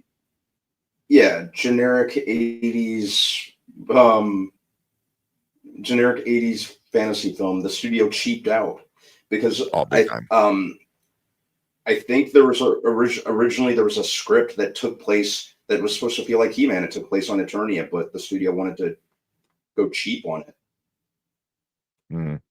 He said actually the guy who wrote the script, he fought to not have Prime killed because he knew it was going to be backlash. Like, yeah, no shit. This is why they didn't kill Duke in G.I. Joe, the movie, the following year. Yeah. Don't kill your main character, man. I mean, how do you have to tell people that? Exactly. I don't understand. Especially in a kid show, man. Especially in like a thing you're trying to market kids. In a time when it was like the Wild West for marketing to kids. It was like, it was because of this. Like they started, I think Reagan made all these laws where like it has to be educational. And then G.I. Joe made was it not the more you know, but knowing's half the battle. Like, look, it's educational. It's like because we got that 2-minute clip at the end of the episode. Stupid.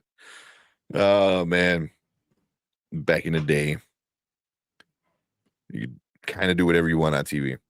I mean, smoke, drink, sell directly to kids. Go remember the commercials like go get your parents drink. Yeah. And tell them to take you to the store right away. Like, damn. Do that shit now, man. Everybody's coming after you. All right. All right, let's talk him, and then we'll call it a night. Okay. Let me get the cast real quick. Let's go.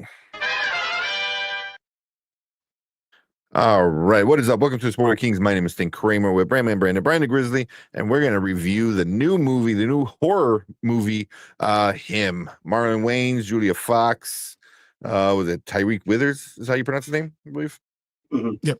Yeah. the main guy. Mhm. So yeah, so we're gonna get to our likes, our dislikes, our rating at the end. But before we get into all of that, Brian, you got a quick rundown of what him is about?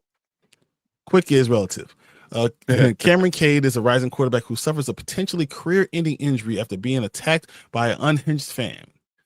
Just when all seems lost, Cam receives a lifeline when his hero Isaiah White offers to train him in an isolated compound. However, as the training accelerates, Isaiah's charisma turns into something darker, sending Cam down a disoriented rabbit hole that may cost him more than he ever bargained for. That's pretty good synopsis. This is like Google or something. Yeah, That's the movie. Yeah. Because it doesn't give you some of the key details in the ending, but yeah, that's the movie. That's pretty good. So we'll get right into it. Brandman, what you like about this movie? I like the acting, particularly like Marlon Wayans was great in it. I thought Marlon Wayans was really good. Heck, Tyreek Withers was really good too. He really held his own alongside Marlon. I think we're gonna seeing more of this guy because he was also in the new I Know What You Did Last Summer, and as trash as that movie was, I think he was one of the standouts. Yeah. Even Julia Fox's character as kind of that like influencer kind of caricature, it almost felt satirical in that aspect. I think the movie's runtime was just right. It never really like wore out its welcome at all. It's only an hour 30 minutes or something like that. Hour 30 minutes. The use of imagery, particularly like some of the X-ray scenes, I thought that was kind of a good touch. Considering that we're talking about something that where injuries are so common, professional sports. I thought the premise had potential. Those were a lot of the things that kind of worked for me. Okay. What about you, Brian? What you like about it? The beginning of the movie felt very much like what most high-level football players go through.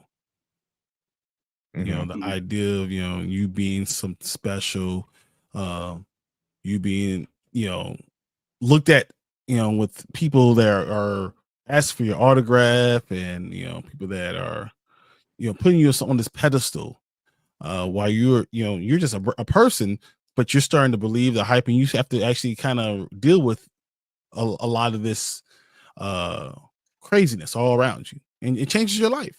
So I felt that. I felt the idea of the combine. I felt the anxiety because your entire life is depending on these things. I felt even when you get your measurements, it was a little bit on hinge a little bit, because you don't necessarily go totally naked, but you are you are your boxers. You are very much in that way. So I feel like they got a lot of the feeling out. And then the idea of the old quarterback picking the new quarterback, I thought that was interesting in itself too. And being the idea of the goat idea, and seeing the imagery between the fans and the people that are totally fanatical about what's going on was interesting in itself too. But even the horror scenes were interesting at the beginning. I think it changed in it for me in the middle, but for what I liked, I really liked the beginning. I really liked the acting. I think Marlon Wayans did a really good job in a lot of parts. I think Tyreek Withers is really good. He really embodied what I think needed to be embodied in this movie. I'm gonna go with you guys with the acting. I think the acting was really good. Marlon Wayans being this old, retired, crazy kind of character, and you really don't know what's going on with him until right till the end. Which really sets up like what is he? Tyreek Withers was really good. I thought he was really good. I wasn't sure what to expect from him, but him being this going through this week, because it was a week he was in the compound with the old QB, and it's having everything like that. I was like seeing the progressive mindset of this dude happening. And one thing I was kind of surprised with the amount of comedians in this movie. I was like, because you have like Marlon Wayans. I think would be considered a comedy guy, for most part. But yeah, Tim Heidecker, obviously, Tim and Eric show, and then Jim Jeffries shows up. I was like, I saw him like, I did not expect that, and he was pretty good. He was actually really good. Like, I did not expect him to be like. I mean, he didn't have a big role and didn't do too much, but I thought he was going to be kind of goofy because that's kind of usually how he plays a lot of his comedy, stand-ups. But I really had some questions about his character, so. But yeah, acting I thought was good. I thought the shots were good. Cinematography was really good.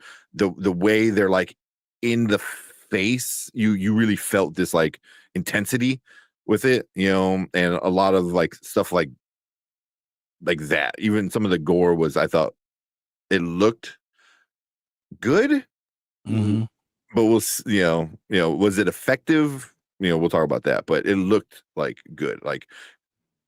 Acting was great. The way it looked was great. Yeah, can't really care about that. In intensity, I felt like it felt very regular. Like it felt football. It felt like football. Yeah, like you spin it, you scream in my face and tell me to do all these things. Felt like football. Like okay, like I know some people will be jarring, but for me it was just like some people who don't know Tuesday playing a sport. Like is like that. You know what I mean? Like because you're just like, oh yeah, you're out there playing a sport. My kids play sport. Like no, you're at a different level when you're at that level. With the whole scene of the point of view, so you're in the face mask. I thought that was awesome. And just the quickness and just like the jarringness of it all was like, oh man, yeah, like it was like football. Like, and I can see people who maybe never played football, in pads or something like that, or like at any kind of like level of competitiveness, besides like, with your friends out in the park or something like that. I could see it being kind of like, holy shit. And like, but when Marlon Wayans was literally in his face, doing all this crazy stuff, I was like, yeah. I was like, that happened in 8th grade. yeah. But a lot of the shots were really cool, man. Really, really cool. Okay, let's get into some negatives. Some issues with this one, Brand Man. I think unfortunately the movie at time, well, not even at times, but throughout, didn't quite know what it wanted to be. I think that there were points where it kind of felt like several different movies, or at least several different genres, kind of all at once. I think it didn't know if it wanted to be a football drama. It didn't know if it wanted to be a psychological thriller. It didn't know if it wanted to be a horror movie. It didn't know if it wanted to be a suspense movie. It felt like there were too many cooks in the kitchen. And I think the director, Justin Tipping, he really, really, and this isn't a discredit to him, but I think he really he was really trying to be Jordan Peele. I think that the movie could have benefited from even though I thought the runtime was fine, it could have benefited from being a little bit longer, just to really lean into its premise, because this was a premise with a lot of potential. That's what had me excited about the movie when I first read about it.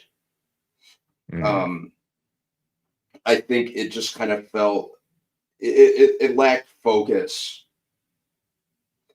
100%. and I think that, like I said, the ending was just a little too out of left field, no pun intended. I was like, what are we doing? throughout at certain points. Mm-hmm. You know, there's a great premise. They just could have, you know, like I've said many times on this channel, it committed the crime of not doing as much as they could have with it. Mm-hmm. Agreed. That's what I thought. You know, Okay. it just it was a little it being all over the place really kneecapped it, Mm-hmm. crippled Okay. it. If I'm being honest. Yeah. Yeah. What about you, Brian? Issues. I don't think I had a problem with it being all over the place. I didn't think that was an issue because it felt like life for football for most of the part. It felt like life for football because that's what football is. It's a lot of stuff coming at you in all directions, and that's just what it is. But it was too short. It was too short. And what Brandman said, the premise was really smart. I feel like you could have really built on this premise and made it into one of those movies that just hit. And I think they watered it down a little too much. They added parts. They put parts in there that really didn't matter that much, and they put that in there just because they needed the length of the movie to be longer. But I feel like they could have really harped on different parts of this movie and made it really a much better overall feeling of a movie. I felt like it almost felt like a TV show. It felt too much like I could watch this on Netflix. Even though, it looked good and cinematography was good and all that stuff, it just wasn't a full, complete story. Mm-hmm. And I think they could have done so much more with it. I was waiting for more. And I feel like instead of giving me more, they gave me shock value over and over again. Instead of giving you, depth, I'm gonna give you just wow, look at that, that's crazy. Like, I don't want that. I want more in depth. I thought there were characters in there that they could have dove into. The idea of saying, I wish I didn't, I give my life up for this. I think they could have been more demonic. I think they could have done a lot of those type things that this could have been much better. Like you really, they touched on it, and then like they're too afraid to go full in. Let's go demonic. Let's go. This has been from the beginning of time since the gladiators. This is what they do. Let's go. And I feel like they just missed the mark. Like I was so frustrated. Like, you don't have to give me all this other craziness, the sex stuff and everything. That's fine. That could be a quick nothing. Give me more of the actual story.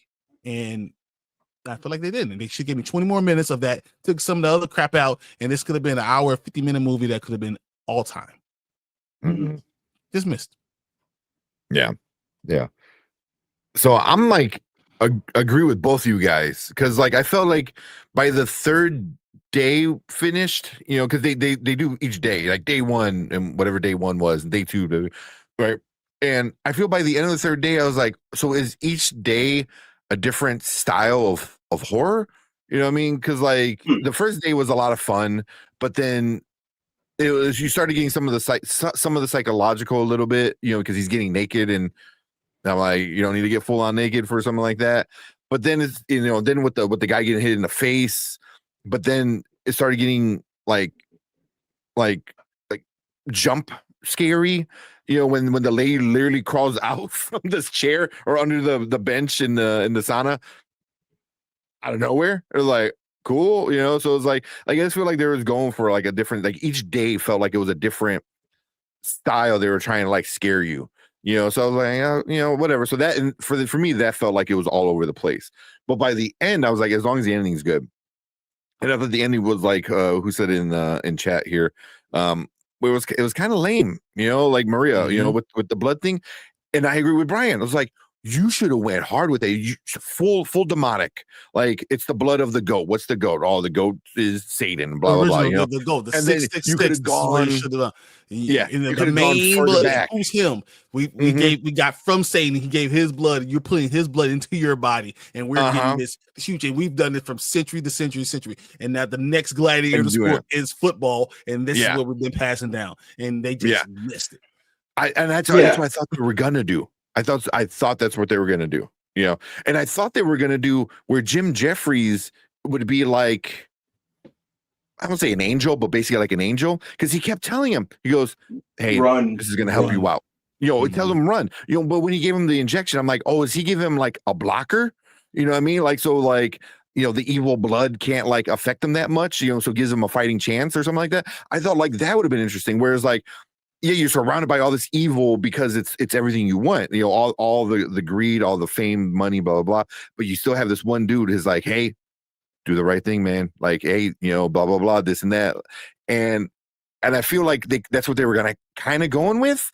But by the end, it was just like she cut off his head, this happened, this happened. I'm like, wait, what? Like a lot of it just fell to the ground. I was like, you should have went full demonic.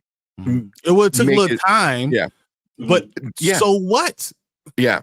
Yeah. Make it make more sense. And I thought with the mascot, I'm like, you were going that route, right? Like, I feel like you were going that route. And then it just like, were you doing like a switcheroo on us? But well, that's do why you guys know exactly what the hell happened at the end of the movie? What was your opinion of what actually happened during that's the question, the ending.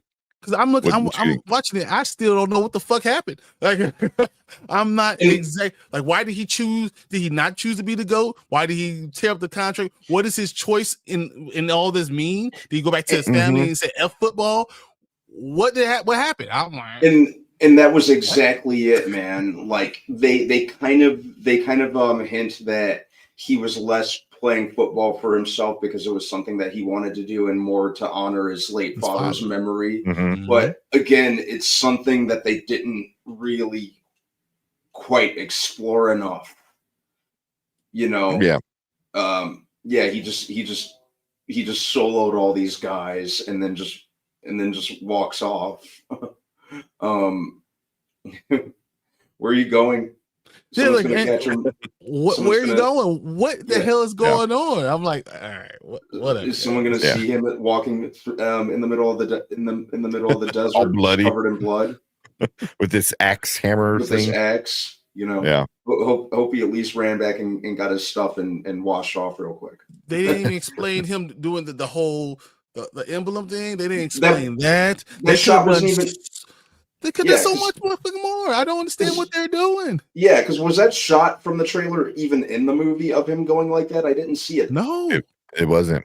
It was probably just for the trailer, or just for the movie. But if a longer, more in depth story would have gotten that, you can see where you could have gotten that. Good night. So I just I was so disappointed, and that it could have. You really could have knocked this out of the park, and just you didn't go full. Go devil's advocate. Go actual 666. Actual devil literally gave this to you. Go full demonic. That's Jordan Peele. Monkey Paw. That's Monkey Paw. Like that's what they should have went with. You know? I didn't understand why the what's her name? Elsie White, his wife or girlfriend. Why did she slit her throat? For what reason? What the hell? What was she even doing? Why was she telling him to leave and then doing that and then slit her throat? She didn't slit her throat. She died. She fell on it. The dumbest way a person has ever died in a scary movie. She had a long dress and she tripped and stabbed herself. It was dumb. The same woman who chopped off the Jim Jeffries' head. Like what? Yes. Like it just. Yes. Like what did you guys? I think they ran out of money at the end. That's what happened. They must have, because even with her, because in real life, Julia Fox has like, the bigger lips like that, but they definitely made her look more plastic, if that makes sense. With the eyebrows and then the bleached blonde hair and just everything was. I'm like, because then once they introduce her character and you've seen her a few times, I'm like, oh, is she the devil? Is she the person pushing? Is she the one that connection to all of it? And then I saw it. Then at the end, you see her sitting at the book. I'm like, oh, she's the one that makes the contract. She's the deal maker. You know what I mean? She's the demon or the devil.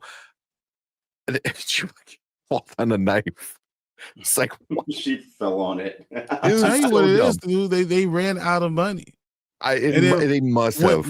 When the owners of the team were taking off their mask and going back to regular life, like hey guys, don't do this. Like I was like, what the fuck is going on? Yeah. Are you going demonic?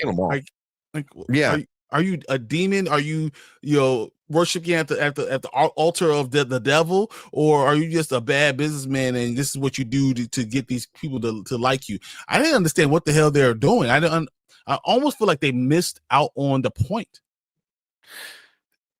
Yeah, because there could have been like you could have had the devil, because the whole idea is like, oh, there has to be him, that guy, that person that I forgot what he says, that brings like or distracts the masses or brings the masses together, whatever he said it was.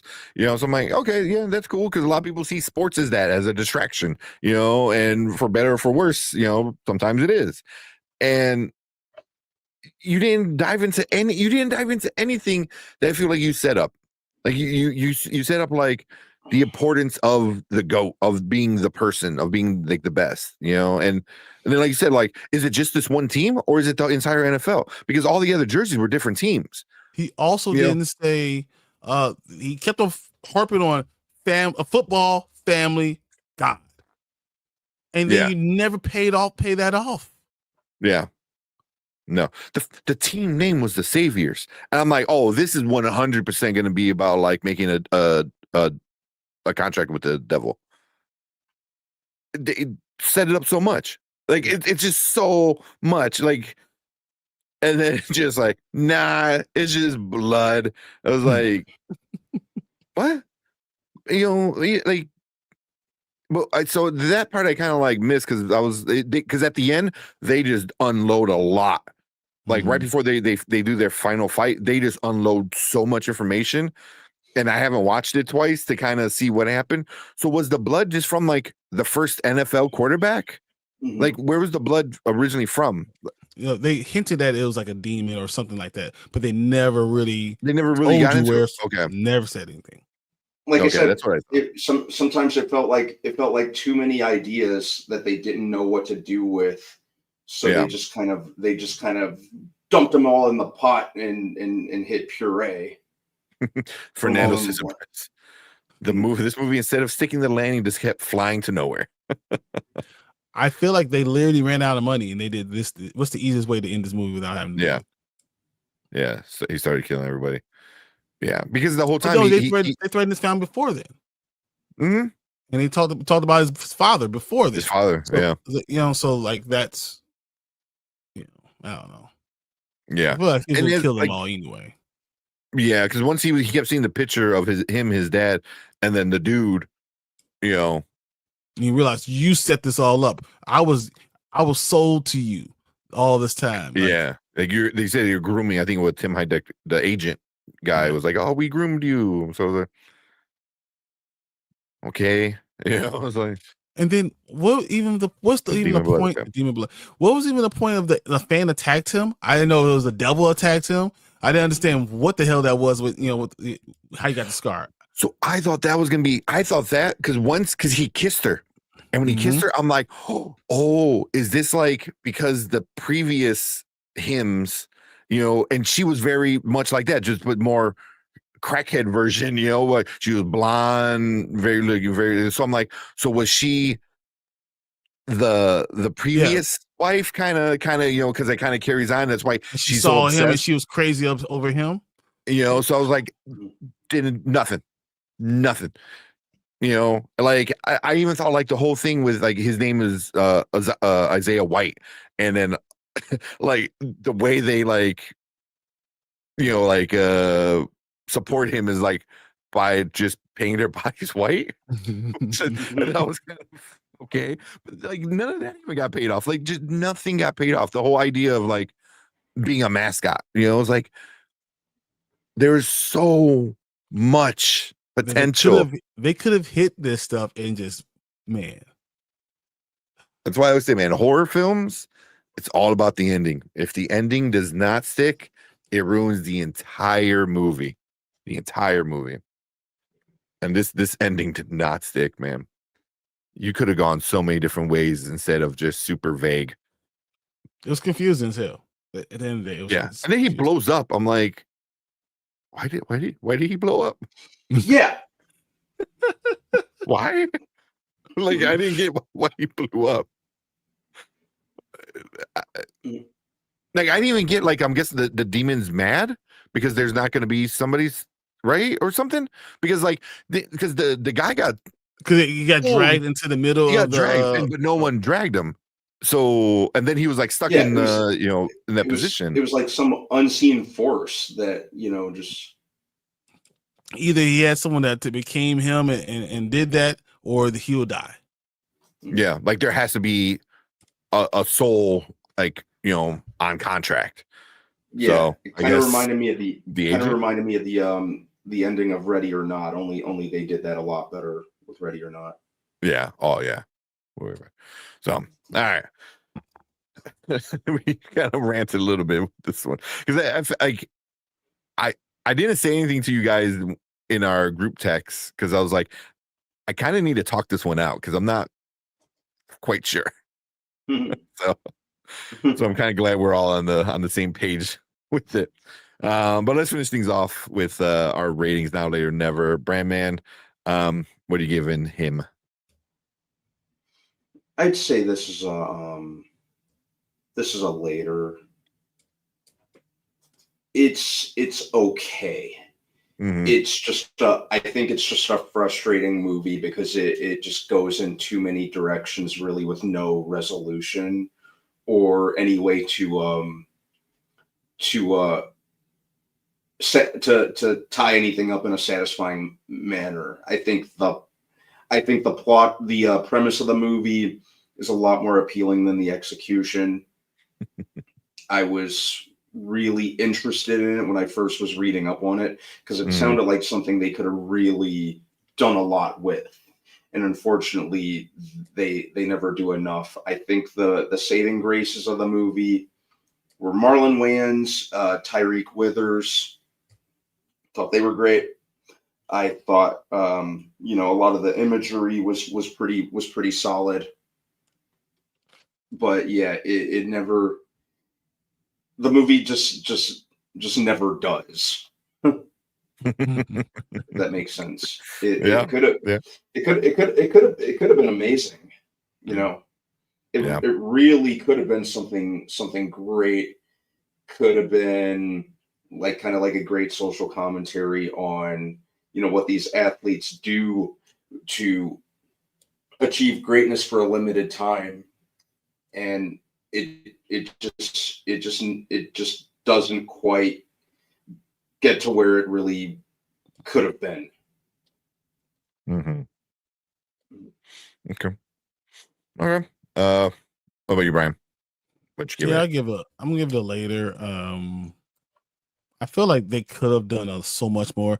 Even with the problems I had in the second act, I think you could have got away with a lot of it. But if you don't stick the landing, it just makes it impossible to recommend. I can't tell you how disappointed I was with them not understanding that they need to answer some of these questions.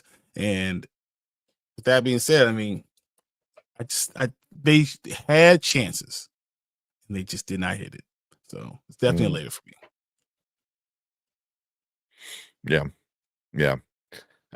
It's a later for me. The only reason it's not a never is because the acting is good for most of the movie. The visuals are really good for most of the movie, and the intensity is like good for most of the movie. The worst thing is the ending. So if you know that it's going to be a crappy ending, but enjoy the journey, I think you'll be fine. You'll be fine. You'll kind of like it. It's it's not the best kind of crazy horror film, but it's definitely a fun ride with a horrible ending. So yeah, I wonder if what Brandman said is right. He tried too hard to be Jordan Peele. 100%. 100%. That's yeah. Because Jordan Peele never, but he never ran away from what people expected, to be, like Nope. Once you find out it's an alien, you're like, is it an alien? It's not an alien. Is it the government? He's like, no, it's an alien, man. Like I told you this whole movie, it's an alien, and now you get the big alien finale. That's crazy, and people hated it. I loved it. I love the ending of Nope. Yeah, the same thing with Nope. the other movies. Yeah, but but people do hate that. But people hated it. They wanted something more. But it's like he told you it was an alien from the very start. So but then that a good story kind of makes you question what it is.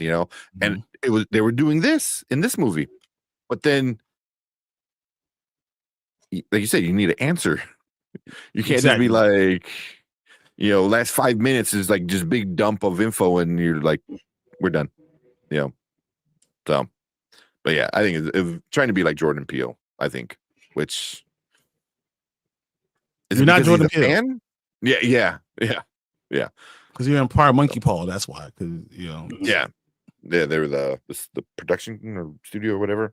So, I don't know. But before we leave, real quick with Rotten Tomatoes, man, let's go. I will guess this is like 35 from the critics. Okay, what about you? What about you, Brandman? Any guess for the critics? Like a 28, 29. Okay, there's 29, only 142 reviews with a 29 critic review, which is what about the audience? The audience, there's 1,000 plus verified, so it's not bad for opening weekend. 65. Okay, what about you, Brandman? With the audience, maybe like a solid 60. Okay, with the 58. So a little bit lower than what you guys said. But you guys were in the ballpark, but not good numbers, man. This is really not good numbers. I mean, obviously the audience liked it a little bit more. But still pissed you off because you could have done something so special. I think you did. You came with a great idea, and maybe they should have took the idea away from you and gave it to someone who could execute it. Yeah, actually, swing the finale by Jordan Peele. Like, hey, what do you think about the finale? Would you mind finishing up this movie? Can you write an ending? Yeah. But like I said, man, horror films are always make or break is the ending, man. Because I've seen awesome horror films that just had a crappy ending, and then I was kind of done. But oh man, yeah, what a ride! We've been waiting for this movie for a while now. Yeah. So we gave you the Rotten Tomatoes. We gave you our thoughts, our ratings for it. A few of you guys in chat. Let's see where. Fernando said much later on a rainy day, and Ace said a snowy day where you're trapped in the house. And cable doesn't work, and all you have is this one disc. That's all you got. Well, so you guys are not big fans of this one either, but it is what it is. But we want to hear from you guys. So if you're watching on the replay, leave a comment. Let us know what you think about this movie. Do you like it? You hate it? Where you rating it? Make sure you guys go follow us on Letterboxd. Links are in the description. Go check us out there where we rate and rank all the movies throughout the year. But yeah, we appreciate all you guys. Make sure you guys hit the like button, hit the subscribe button. Make sure you join us every Monday, Thursday, Saturday when we do movie reviews like this, trailer reactions, and other fun nerdy stuff. Make sure you check out Dynasty Pylon. Well, Brian's on that channel where you guys talk about football. So if you actually want to talk about football and are a fan of fantasy football, NFL stuff, make sure you check out Dynasty Pylon. Link is also in the description. But we appreciate everyone hanging out. If you are in the live chat, stick around because we're going to move on to our next topic for the night. Cool. I think. And the next topic is going to sleep. Yeah. It said, they borrowed from Freddy Krueger this one. On purpose for my understanding because they can't get the rights on him. Oh, you're talking about he said he loved Nope. So mad they just took it off the schedule for the sequel. Oh, there's supposed to be a sequel? Yep. Damn. I didn't know it was going to be a Nope sequel. I know. Oh, is that the one that I didn't hear just pulled? That's cool. Yep, they pulled it. Mm-hmm. Yeah, because I know this is recently. Yeah. Like recently, I didn't know it was a sequel. I just thought it was his next project. I thought it was just going to. Yeah, because I know he keeps a lot of his projects under wraps. Cool that it would be a Nope sequel, though. I definitely. I would be cool with that. Yeah, I would be cool with that. I really like Nope. I really like. I enjoyed Nope. It was supposed to be next year. Yeah. October 2026. Yep. Yeah. Yeah, like yesterday. Yeah. Mhm. Yeah. So, yeah. But I watched it. I'm like, I really liked it. And then I went online and saw how many people hated the ending. I was like, really? Like, I because so many people agree, were like, like, oh, it's an alien. I was like, he told you from the start it's an alien, man. So Yeah, Nope is still supposed to happen though. Nope 2? Okay. Nope 2 Yeah, still supposed to happen. Okay. Yeah, it'll probably be out sometime in 2027. Probably just needs more time to work on it because we haven't heard anything about the progress. I know. Yeah. Like you yeah, said, he so- keeps it pretty close to the chest. Yeah. So But it would have whatever. been perfect for October 2026. That would have been perfect. Yeah. Oh, Halloween with Nope 2. Yeah. Could do something like cool with the aliens. Also, I'm like an anime fan, so that the Akira callback. The alien. Yeah. The Akira callback was awesome. But even the alien looked very if you ever seen Evangelion, it looked like an angel, so it was like it looked very much like an angel. I was like, oh shit, so but I guess it was a little too nerdy for the masses. So. No, I think what it was is that people, after what you got from Get Out, they wanted social commentary. They wanted to be something to do with the social aspects of something. Something bigger. Yeah. Yeah. Or trying to control, trying to do those type of things. I think they wanted that. So that's what they're going to want with all his things, because Get Out was just so good. And Us still had that social type of thing still too. They wanted that. And they didn't get that at the end. Yeah. I mean, there was still some of that in it, being the ranch, because he wasn't the ranch of the first horse trainers in Hollywood or something like that, by the Black Family. But that's who they were. Yeah. So they wanted, because you had that, and you had Keke Palmer and Daniel Kaluuya. You wanted more. Yeah.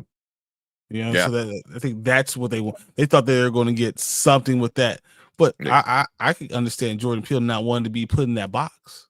Yeah, that everything I have to say has to be about race all the time. Yeah. I could say it could be part of it, but it doesn't have to be the main point of the story. So I understand that too. So I have no problem with it.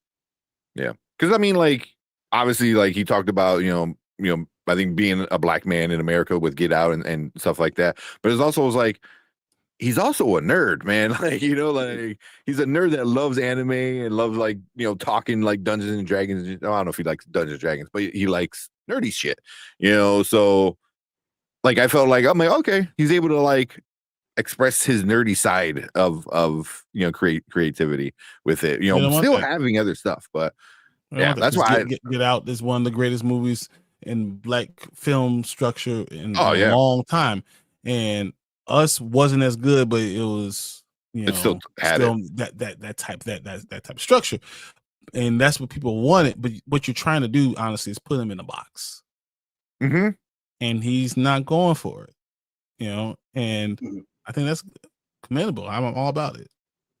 I'm not gonna just do every single time I do a movie is gonna be that type of movie. No, man, I'm not gonna do that. But then it gets boring for the viewer at some point, But I had that argument, but someone told me Spike Lee does every movie, he does the same type of stuff, and it doesn't get boring for the viewer. I'm like, sometimes it does. Yeah. So, no. But I understood where it was coming from. So, yeah.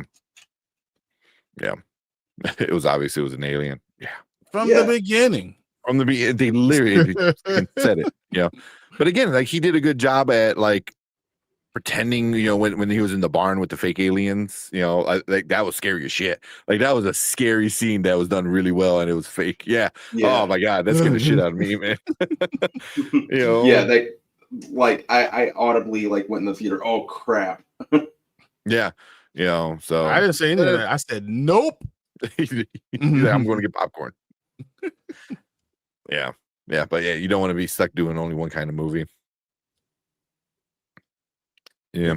But people like to put you in a box. That's just what it is. Yeah. I mean, I'm sure there's some directors that like doing the same kind of thing. Who's the dude that does all the murder mystery? Death on the Nile. I can't think of his name. He also Kenneth stars Branagh? in the movies. Kenneth Branagh. Yeah. Mhm. I think he does mostly all like those kind of movies, right? Yeah. Yeah, so I don't know, but we'll see. We'll see what happens. Yes, all right, let's get out of here. Let's get out of here. Appreciate everyone coming in, hanging out with us. I know Nanette, she had left already. Appreciate her. Ace, Fernando, movie collector, movie man. Yeah, Anzo was in here. Danny was in here. Appreciate all you guys. Bobby, appreciate Bobby coming in, hanging out. 100%. You guys were awesome. Yeah. Awesome day. Steve, all you guys. L came in and said hello for a little bit. Tony, Sully, T. Yeah, appreciate all you guys. Deuce, of course. Deuce. Always Deuce. Yeah. Oh, M. Night Shyamalan got stuck in a box. Yeah, 100%. Oh yeah. And like Shyamalan put his own damn box together. Kind of. he built the walls. And then as the fans are putting the lid on, he's like, wait, no. I was like, no. He's like, Avatar. I was like, shut up. They're sitting and hammering the nails, like, stay in this box. You know, call you Schrodinger's cat. That's what. Oh, man. All right. We get out of here. Appreciate all you guys. We'll see you guys on Thursday with another live show. All right. Have a good week. Later. Peace. See you guys. Don't forget to like and subscribe. We out here.